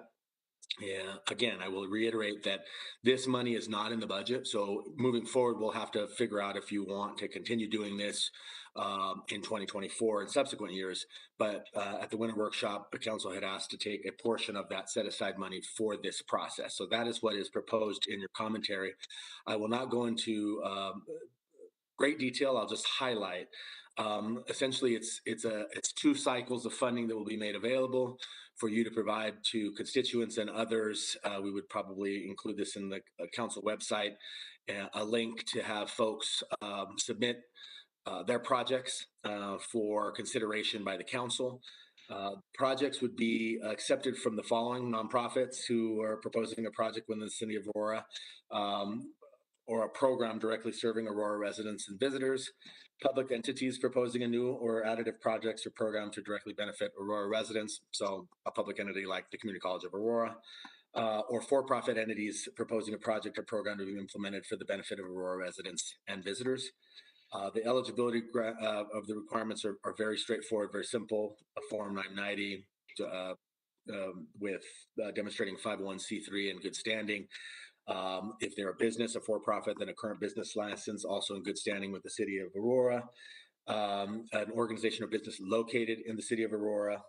A detailed description of the program or project or program goals, and the number and demographics of the individuals served.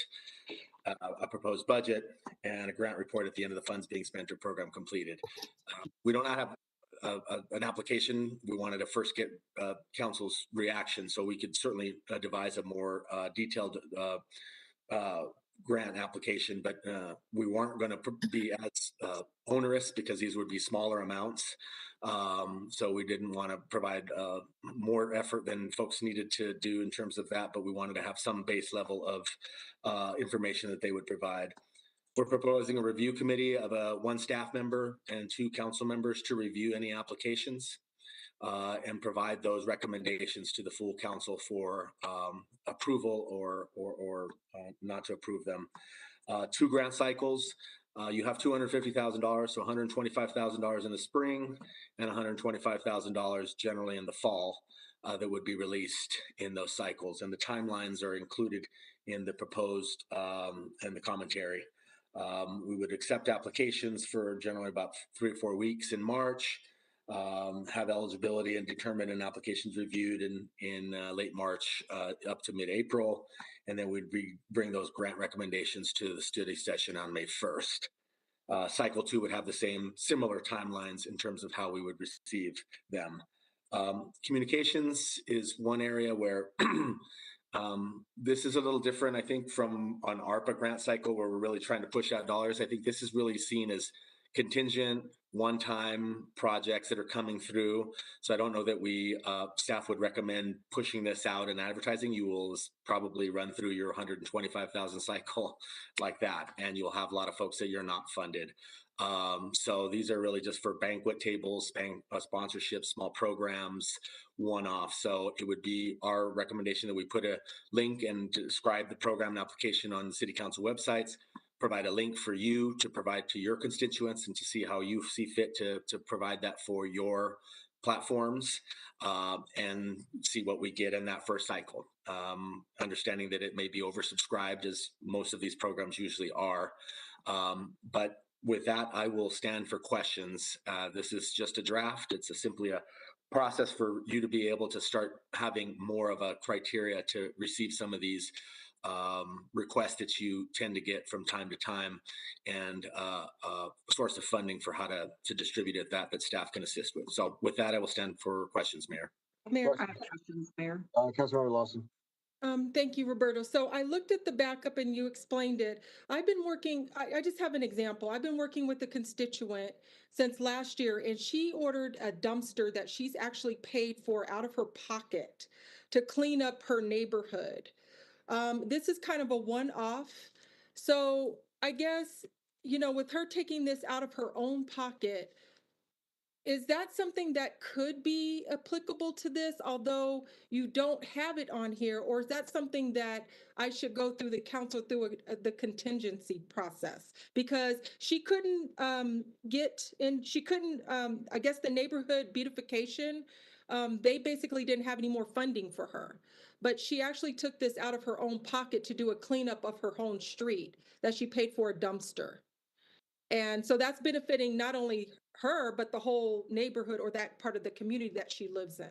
So I'm just asking, in this particular process, is that applicable, or is it just straight these rules that you've developed here? I think it would be applicable, and that would be precisely the kind of project we would encourage her, and could probably work with her to get associated with a neighborhood organization or a nonprofit that she could apply for the funding through that nonprofit. I think we want to be careful with individuals that we would provide direct funding for. We want them to be part of an entity or an organization that they could be able to do that. We could work with them very easily to get tied into a neighborhood organization, or even Spirit of Aurora, or entity that would be able to sponsor as a fiduciary to be able to pay for that or reimburse her for the cost of that dumpster. But in my mind, that would be precisely the kind of projects, quality of life projects, that we would want to entertain as part of this funding source. Mayor. Further questions? I'm sorry. Roberto, I was one of the council members that asked about a process for sponsorships. This is not at all what I envisioned. I thought we were talking about, when we give money for table sponsors or Aurora Pride for their $25,000 a year, or those type of entities. I was not expanding this program, so I don't even know. To me, this is taxpayer dollars. And I wasn't intending to expand the program. It was more to have a process in place to evaluate those that do have come forward and, for the table sponsors and for, big sponsorships that we have in the past done. So this is not what I thought.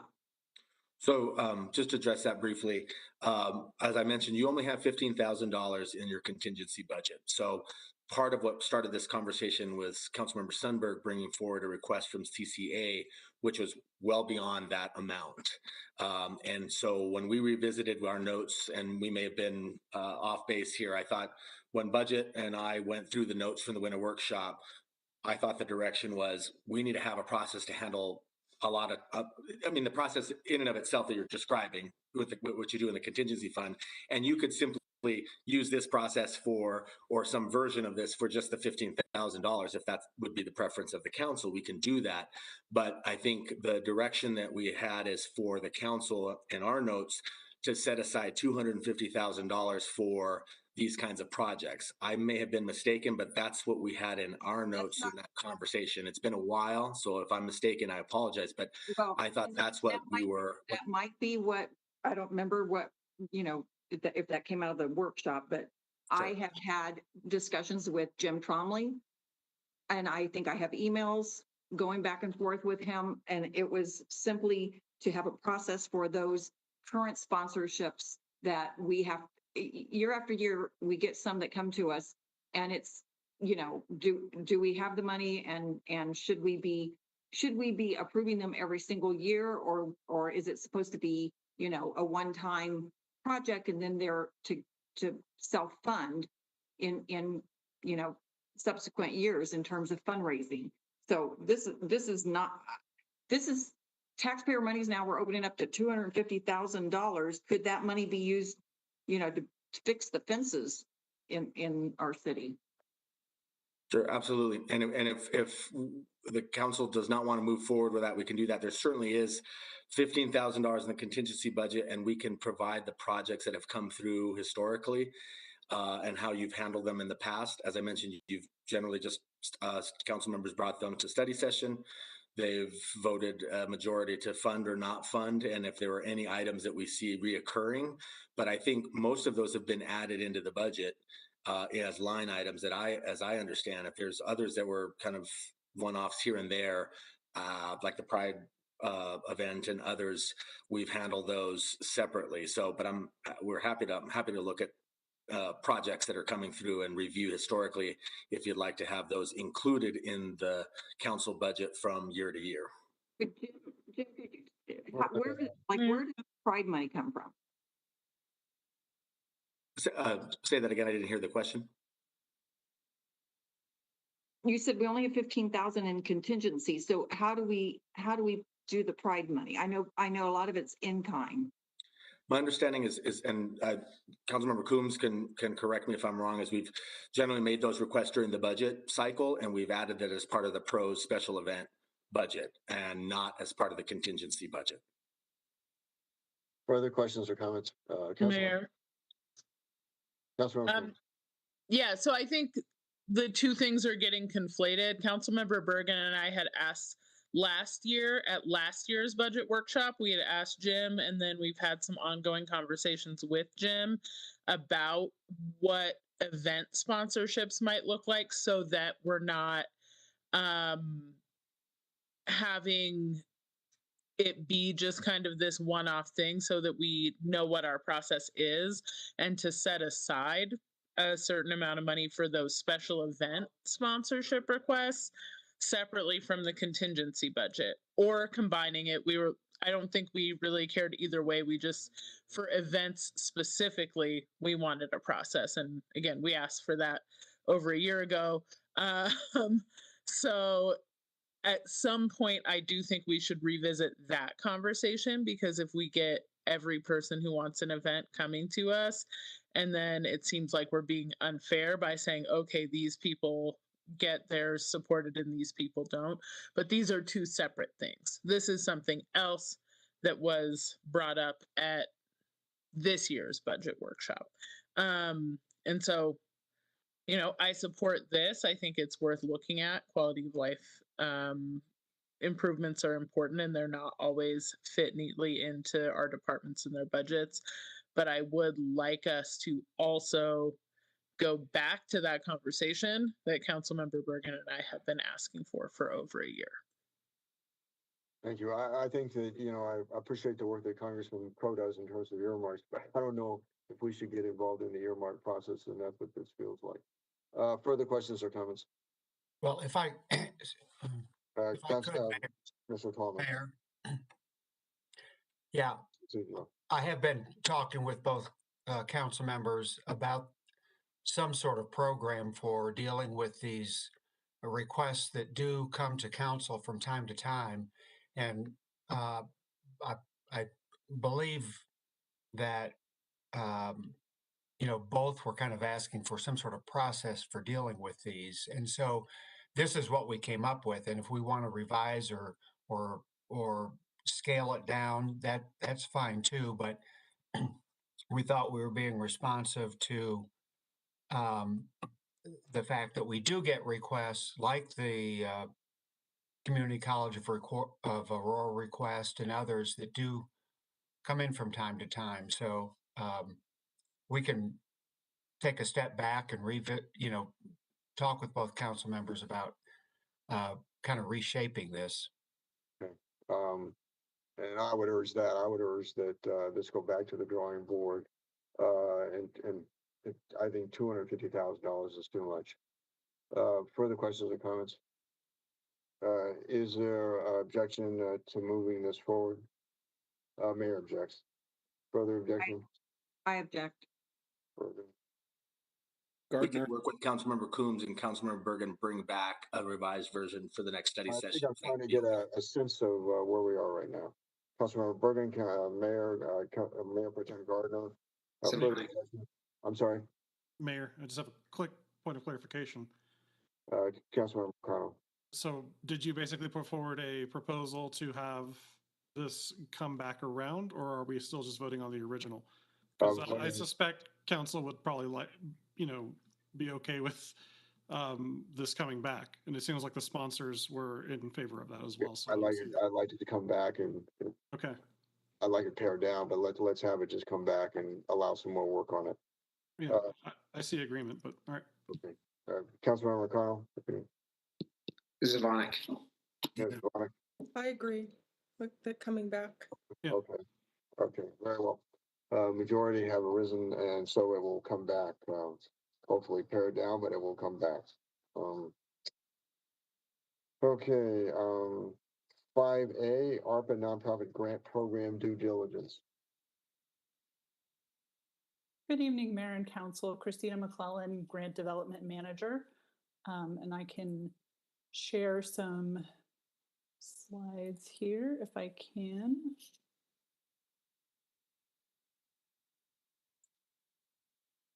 Let's see, I don't think I have the proper access to be able to share my slides here.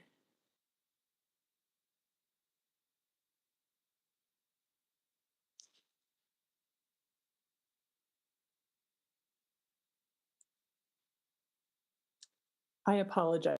Is it possible for Nancy or me to share the slide for this presentation? Christina, you have access right now to share your screen. I know, but for some reason, I'm not able to do that. I apologize. Christina, just at the bottom, go ahead and hit the share. And then you can pick that one. I am doing that, but it doesn't seem to be allowing me to do that. So, Christina, does somebody else have the slides that they could share on your behalf, or would you want to email them to me and Adrian so we can share them? I'm happy to email them to you.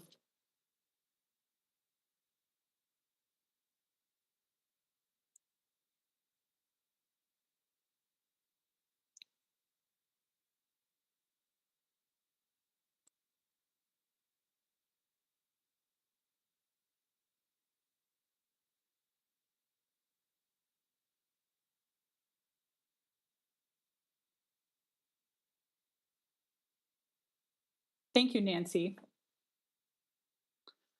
So apologies for that delay, and I'll go ahead and get started. So thank you again for having me tonight. At the end of November, Council asked us to come back to a study session in January to discuss the ARPA nonprofit grant program process and due diligence. Next slide, please.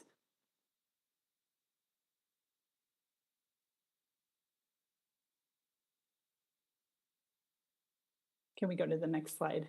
Thank you. So I'll go through these quickly as they've been presented before in October. So the ARPA nonprofit grant program, $2.5 million was allocated to provide funding to nonprofits to serve the Aurora community for one-time capital or programmatic expenses. And criteria included 1 application per organization. Nonprofits, if awarded, would be subrecipients, so they would need to follow uniform guidance. And nonprofits would need an Aurora business license. Next slide, please. The review criteria that Council agreed to in March included community need, benefit, and equity, financial feasibility and capacity, organizational capacity, ability to leverage funds from various sources, previous performance, and project readiness. Next slide, please. These applications were received via the CLA portal, and attachments included project budget and budget narrative, operating budget, proof of IRS federal tax exempt status, a certificate of good standing from the Colorado Secretary of State's office, a most recent audit, board roster, W-9, certificate of insurance and liability coverage, financial management questionnaire, and the applications were received between June 27th and July 15th with virtual information sessions offered in English and Spanish. Next slide, please.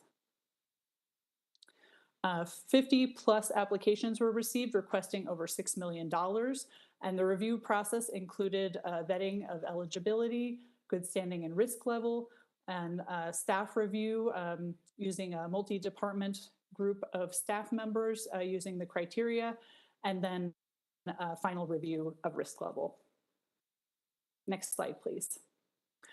And a little more information about the eligibility. So that included good standing with the Colorado Secretary of State, the IRS, and certification of insurance and liability coverage, as well as a review of the project budget and narrative, operating budget, and a financial management questionnaire that looked at the financial management processes of the organization. And risk level in this instance means essentially what level of subrecipient monitoring the city would use if a nonprofit was selected for an award. So that was evaluated by our consultant, CLA, using past history of managing federal awards, the amount of the request, result of prior audits, and expenditure types. Next slide, please. So 23 organizations were recommended, 5 capital and 18 program. Next slide, please. And these were the organizations that came to council on October 3rd and were approved by council.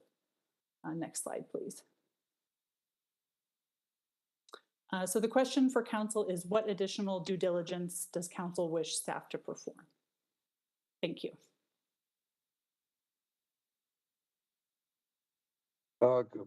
Questions of staff? Mayor? Councilmember Bergen. Yeah, I guess what I would like to see, and I thought I asked for this. I know I have over the years, but I thought I did at the last meeting, is that I did want to see the budgets for the organizations. Would that be budgets for the projects or operating budgets for organizations? Both. So I think that's what's important, is to see, you know, what they have budgeted out of the request for actual programming versus salaries, administration, and that type of thing. So, I mean, I don't mind moving it forward. I do want to vote separately on each organization. Sure. But would that be hard to get us the budgets? No, and Okay. Oh, I apologize. Project budgets were included in the agreements that have come to council previously, but operating budgets of organizations were not. So those can easily be provided. Okay. Further questions or comments? Mayor. Mayor Pro Tem. Thank you. So I guess where I'm struggling with this is it doesn't appear like there were let me think how to say it. The criteria that we used for evaluating these requests was kind of weak, or at least it appears that way. Essentially, they had to be a nonprofit that's operating. It doesn't look like we spent much time making sure that there is a nexus to actual services that a city should be providing, or so I guess I'm just a little bit curious, kind of the process that we went through to determine which of these applications we were going to accept and not, and kind of what was not. And follow up to that, was every organization that applied, did every organization receive a grant, or did we disqualify some? And if so, who is disqualified versus who got the money, and why was the determination made that the service they provided was more relevant to what the city should do than others. And then I also, kind of want to echo the call for what Councilmember Bergen asked for.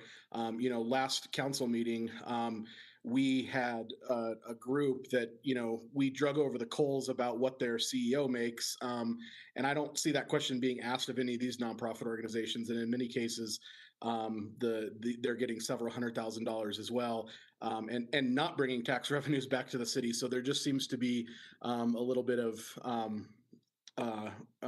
we're not following the same questions, but neither here nor there. I am curious a little bit about, like I said, who we disqualified and how we determined who we were going to disqualify. Staff response. So there were over 50 applications received and 23 were recommended for award. There were several that were disqualified because, they didn't meet the criteria, for example, non-eligible expenses. There were some that did not score as high according to the scorecard that was created using the criteria. So perhaps they weren't providing many services in Aurora. Perhaps they didn't have a strong connection to recovery from the pandemic. So that was how they were evaluated. So there were organizations that met all of the criteria, but were turned down because they scored lower on the score sheet that was created than other organizations, even though they both all met the criteria. Is that correct? Well, when you are scoring applications, some of them, would rank more highly in terms of how they met certain criteria than others. With $6 million in requests and $2.5 million in funding, there just wouldn't be enough to recommend all of them for. For sure. I just wanting to clarify that there were organizations that met all the criteria and we did not give them money because they scored lower. That's correct. So there would be some that met the criteria in terms of they submitted everything that was required, but did not present as strong a case for, something like community need, for example. Okay, thank you. Further questions or comments? Mayor, I have another just comment. Councilmember Bergen. Yeah, I guess on the criteria, and I know you guys provided the responses for the due diligence. So I think, maybe we weren't paying enough attention on what the criteria was. For example, they don't have to be, based in Aurora to apply. And I understand sometimes they don't need to be, but it seems like we should have had criteria around for those that don't, or that are not based in Aurora, then, what's their service area or something like that. So I do think we need to kind of work on some of the criteria.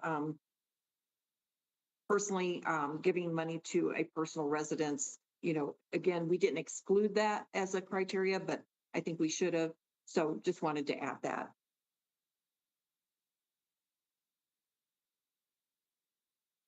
Mayor. Mayor Protem. Thank you. And then I just want to clarify that when these come forward to a regular council meeting, I assume each of these will be separate items that we can pull off if there's ones that we want to discuss further and or vote against. Yes. And I mean, okay, thank you. Further questions or comments? Seeing none, is there any objection to moving this forward? Mayor, Councilmember Bergen. I'm not objecting, but I just want to make sure I get the operating budgets. We can provide that. Okay, Mayor. thank you. Councilmember Rio.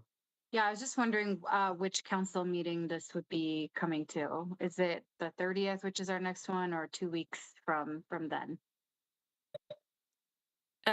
Mayor and Councilmember Murillo, if I can jump in, we have it on the agenda for the January 30th council meeting as of right now. And I don't know if staff needs to move that again, but yes, they are all separate items on the consent calendar for January 30th. Further questions or comments? Seeing none, thank you very much. Is there objection to moving 5A forward? Seeing none, 5A will move forward. 5B, rules of order and procedure, public input at city council meetings. Councilmember McConnell. Right, thank you, Mayor. Sorry. So the goal of this is to preserve the public's ability to participate remotely in our meetings.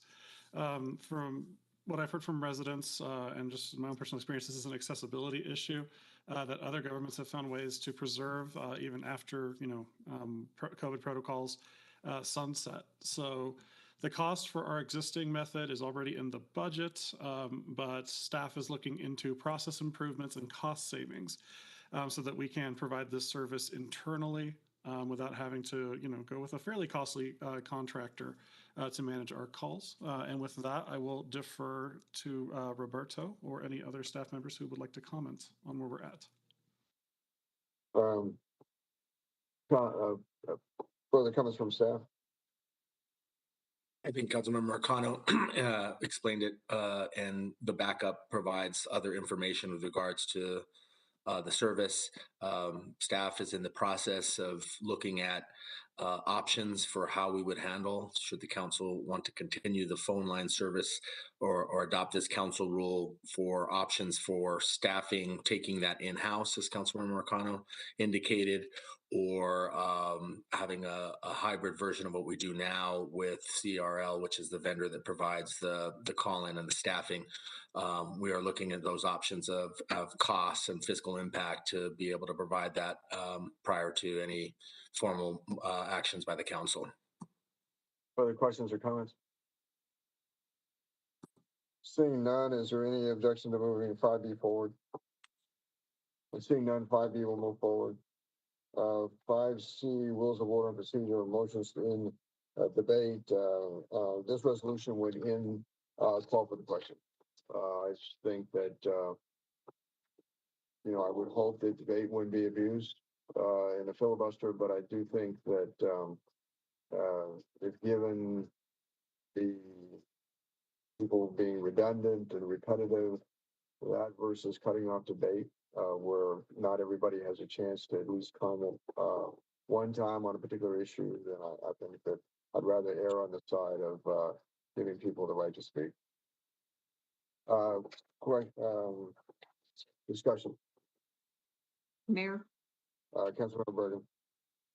Yeah, I understand the spirit of this. I'm not in favor of just completely getting rid of motions to end debate. So as it stands, I would not support it. Further questions or comments? Mayor Zvonek. Councilmember Zvonek. Yeah, I guess I'd be happy to move this forward and maybe offer an amendment to this, because I agree with the spirit of this, and the idea that I'll bring to the floor would be to maybe on first readings require a supermajority end debate, so that if the majority of council felt like we got into that situation where people were being redundant or just filibustering or grandstanding, that the majority of a super majority of council could shut it down on the first, and then maybe once we get to that final reading, just have a simple majority, because at that point arguments will have been made. So I'll bring an amendment to this, because I do agree that we want to have an open and robust conversation around issues, but at the same time, I think that there's a point where it becomes appropriate to, if the majority of council, maybe super majority of council, wants to end debate. Further discussion? Mayor. Sorry. Coombs. So I think I appreciate the spirit of that amendment, Councilmember Zvonek. My only concern would be that oftentimes community members may come to the second reading, and that's kind of the purpose of having the second reading, is for community members to give their input, and that might spark additional debate that wasn't gone over in the first reading. So my preference would be to say a supermajority in any instance, just that a supermajority is required, just because we want to make sure that the public's input is included in the debate that we're having. Further discussion? Mayor. Councilmember McConnell. Thank you, sir. You know, I thought about this since reading that you wanted to propose this. I kind of play with an idea similar to what Councilmember Zvonek might be proposing at our next meeting. But ultimately, I think for the moment, I would support just a simple elimination. Our body is not that big. And frankly, this has not been an issue in the past, even when we've had council members prior to this current council who like to go on at length.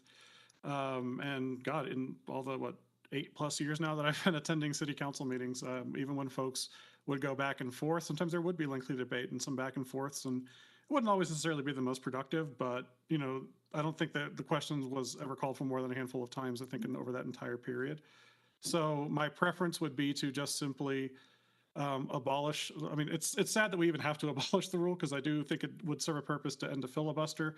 You know, I don't think we've ever seen anyone try to read, what was it that Ted Cruz read? Was it Mayor Had a Little Lamb or something like that? Or Dr. Seuss, that's what it was, you know, on the floor of the Senate. But we, you know, the idea would be that, you know, we're all adults. We can have a back and forth. Sometimes I don't think we need to get a word in edgewise or anything like that. And that we would just not abuse the procedure at all. But given the circumstances, I'm okay with just a simple repeal. Further discussion? Mayor. I'm sorry, Councilmember, is it Councilmember Bergen? Councilmember Johnson. Yeah, I would be in support of this if there was a caveat that couch heroes weren't allowed anymore and members had to show up in person to council members again, to council meetings again. If that became also a rule, maybe I would consider supporting this, because there's been many nights where a good majority, probably a super majority of us even, have shown up in person, taken the time, shown up in person. And then we have those, just a select few that show up virtually and are the ones that hold these standoffs on and on and on. And they're virtually from the comforts of their couch in their own home. Well, the rest of us took the time to show up in person. So if every member of council wants to start showing up in person again, I'll fully support this. For further discussion? Seeing none. Mayor. Councilmember Gardner, then Councilmember Lawson. Thanks. So I have a question for the city attorney, and maybe I'm just being dense, but on the bottom of page 1 of the resolution, there's a strikeout. The provisions of the rules of procedure, including the right to reconsider an item, may be suspended by a 2/3 vote of those present and voting. Why is that stricken? So the mayor was concerned, he was making this absolute rather than, so what you could simply do is move to set aside the rules so 3/4 could do that. So the rule wasn't absolute that way. It was a 3/4 rather than the rule is simply gone. Okay. Yeah, I'm not supportive of saying we're never going to do something. This could be easily abused. And Mayor, you've used this before. When we were debating the homeless camping ban, we called for the question. You called for the question. So I'm not supportive of saying we're never going to do something. I'm curious to see what Councilmember Zavonic comes up with, but in its current state, I won't support it. Councilor Lawson. Yeah, I'm going to say that as well, because I think it's good to have the lively debate, but when we're going tit for tat and it has nothing to do with the issue, I think that there does need to be a call for the question. Because sometimes some of these debates go offhand to something else instead of staying within what the issue is. And so I'm not going to support this as is. I would probably look at Councilmember Zabonic's amendment, because we probably do need to call the question sometimes when things go off balance from what we're really discussing. Okay, well, to the amendment, to the resolution as proposed, is there objection? I object. I object, Mayor. Gardner. Zavonic. Steve had a family emergency and has not been on since the first 5 minutes of this meeting, by the way. So Councilmember Sundberg is not here. I'm sure you can imagine what his vote would be, though. He would object. Of course. Further objection? Because I don't think we have proxy voting here. Further objection? I'm going to go ahead and move it forward for a vote on the floor. What a shocker. Yeah. Okay. I can't wait to call for the question on your question, Mayor. You're out of order right now. 7A, outside agency appointments.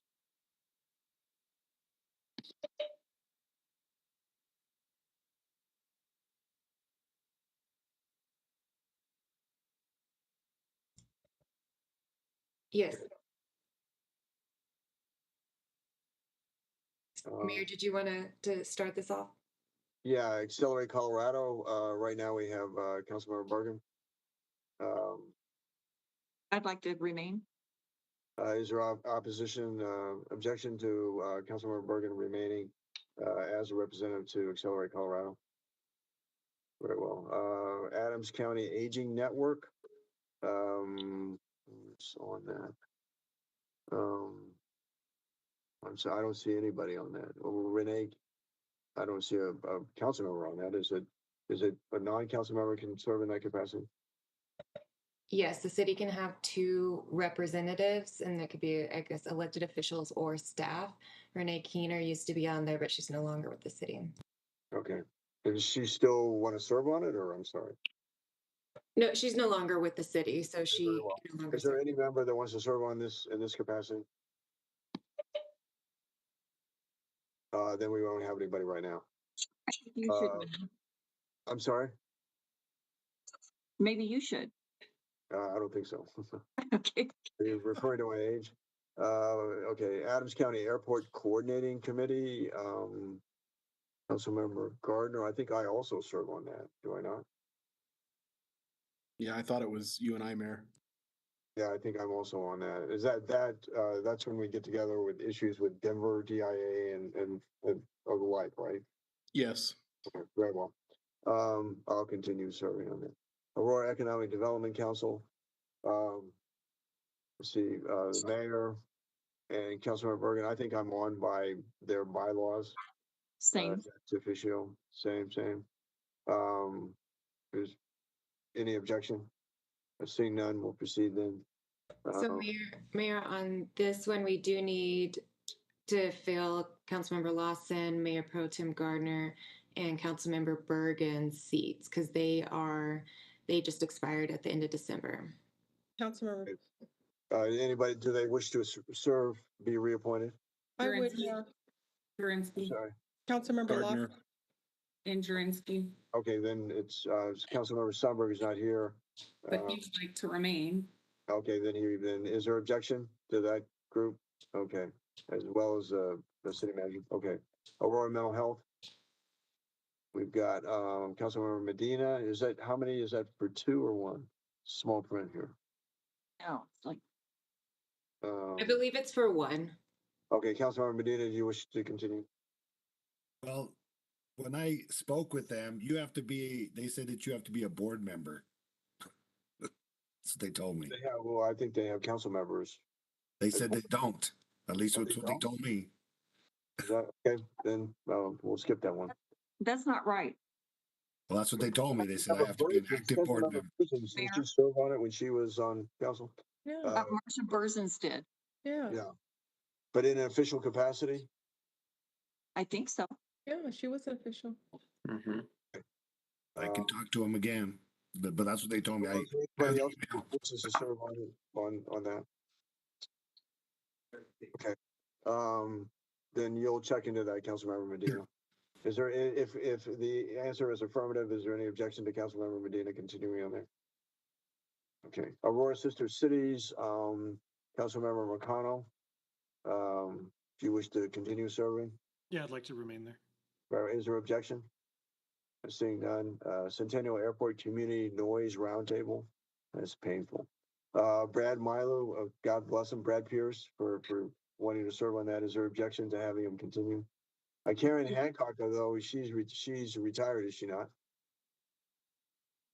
She is, but we will find an alternate on staff for her. Very well. Okay. Do we know if Brad wants to remain? He does. Yes, he does. Yes, we have. He loves it. Cherry Creek Basin Water Quality Authority Board. Steve would like to stay. Very well. Is there objection for Mr. Sundberg staying, Councilmember Sundberg? Okay. Cherry Creek. Okay, we did that. Oh, okay. Cherry Creek Basin Water Quality Authority. Do we have any council member that wishes to serve on that? That's the technical. Yeah, that's the staff for the tech, not council. Yeah. Well, I don't know why it's before us. Colorado Municipal Policy Committee. Mayor, I'd like to stay on that, please. Is there objection to Councilmember Lawson? Okay. Colorado Air and Space Port Advisory. Can you have I believe you can have a non council member serve on that capacity? Yes. Then love to have Councilmember Gruber continue. Is there any objection? Okay.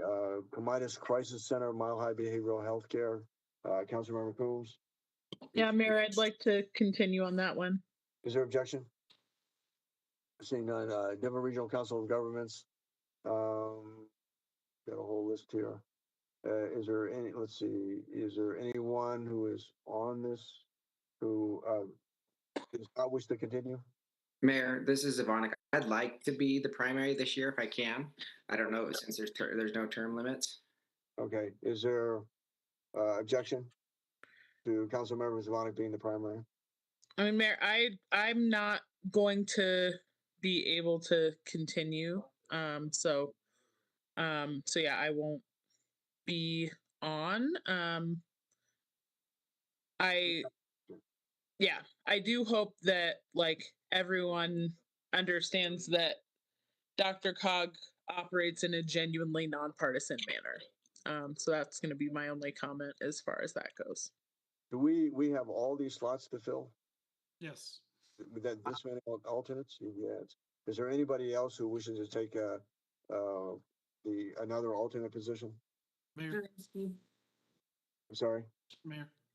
Councilmember McConnell. Yeah, so I'm currently on the Arapahoe Transportation Subforum. I would like to keep that, but I'm also very interested in serving as the alternate since Councilmember Zavonix wants to be the primary for Dr. Cobb. Is there objection? Seeing none, then that's the case. Then you'll be the alternate as well. E470 Public Highway Authority. I would like to remain. We still have the Adams Transportation Subcommittee, and then alternate for Adams, and then Arapahoe. Okay. Councilmember Lawson, do you wish to continue? I'll stay on Adams County if. Okay. Councilmember Medina, do you wish to stay? I'm good. Yeah, I can stay. Okay. Is there objection to any of these? Okay. E470 Public Highway Authority. I'd like to stay. Okay. Is there objection to Councilmember Bergen continuing? Is there objection? Councilmember Jerinsky, do you wish to continue? Yeah. Is there objection? Seeing none. Okay. Fitzsimmons Redevelopment Authority or Fitzsimmons Innovation Community. Let's see. I'm on that. Who else is on there? Sorry, Mayor. I accidentally scrolled. Mayor, I have a question on that, on the FRA. Yes. So it says it's a 3-year term limit, and I was selected last year, and I believe Councilmember Zavonic as well. So I don't think those seats are open for selection, I guess. But So then, okay, okay. I'd like to continue, but either way. Then I would like to continue. Is there objection to see me continue? Okay, I'll continue. The Mile High, the Highline Canal Collaborative. I'm down as an honorary chair, which means I don't have to do anything. Maybe somebody want to take my place. Councilmember Coombs, you wish to continue? I'm not going to be able to continue, Mayor. Okay. So if someone else is interested. Okay. Is there anyone who wishes to serve on the Highline Canal Collaborative? Mayor, I do. Councilmember Murillo. Okay, Councilmember Murillo. Is there objection to Councilmember Murillo serving? Seeing none, she will serve. Is there anybody else who wishes to serve? Can I ask why Councilmember Coombs does not want to serve? Because I know we're all up for reelection, but. Councilmember Coombs. I've been serving on so many committees for the whole time I've been on council. And I have increased work commitments outside of council. So I just don't have capacity to serve on all of these committees. So I've just decided to pare down my committees. Okay, Laura Redevelopment Authority. Let's see. So you don't. This doesn't require electeds, and I think it's going to be dissolved pretty soon. Right? Yeah, Mayor, it'll be disbanded in June 2023. Okay. I don't think we need anybody on there then. That's not on there. Okay. I-70 Regional Economic Advancement Partnership. Dave Gruber, is any objection to having Mr. Gruber continue? Is there anybody who wishes to be on it? Okay. Aerotropolis Regional Transportation Authority. Mayor, I'd like to stay on that. Okay, very well. I would like to stay on it. Okay, I'm sorry, who was the other? Okay, Mayor Pro Tem, and who else? And I don't really have capacity, but I'll stay on. Councilmember Bergen, and then Councilmember Sundberg. And Councilmember Sundberg said that he would like to stay as well. Is there objection to any of these three? Seeing none, that's what we'll do. Sand Creek Regional Greenway, Bob Laguerre. Did he want to continue on that? Staff, do you know? Anybody know? It says he resigned.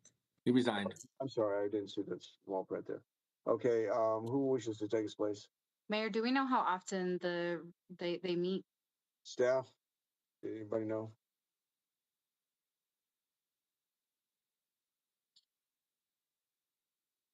I do not know, Mayor. I don't know if anybody else on the call would know that answer.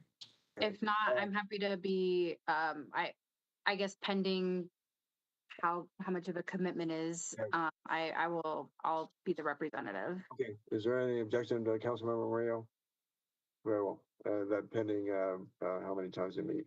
Spirit of Aurora, Councilmember Medina, do you wish to continue? Sure. Okay, is there objection? Does anybody, okay, there's one slot. Urban Drainage and Flood Control District, Board of Directors. Yeah, it's not me. So I was sworn in at the meeting last week because I believe that goes to the Mayor Pro Tem. So I think that's me. Oh, that's right. Yeah.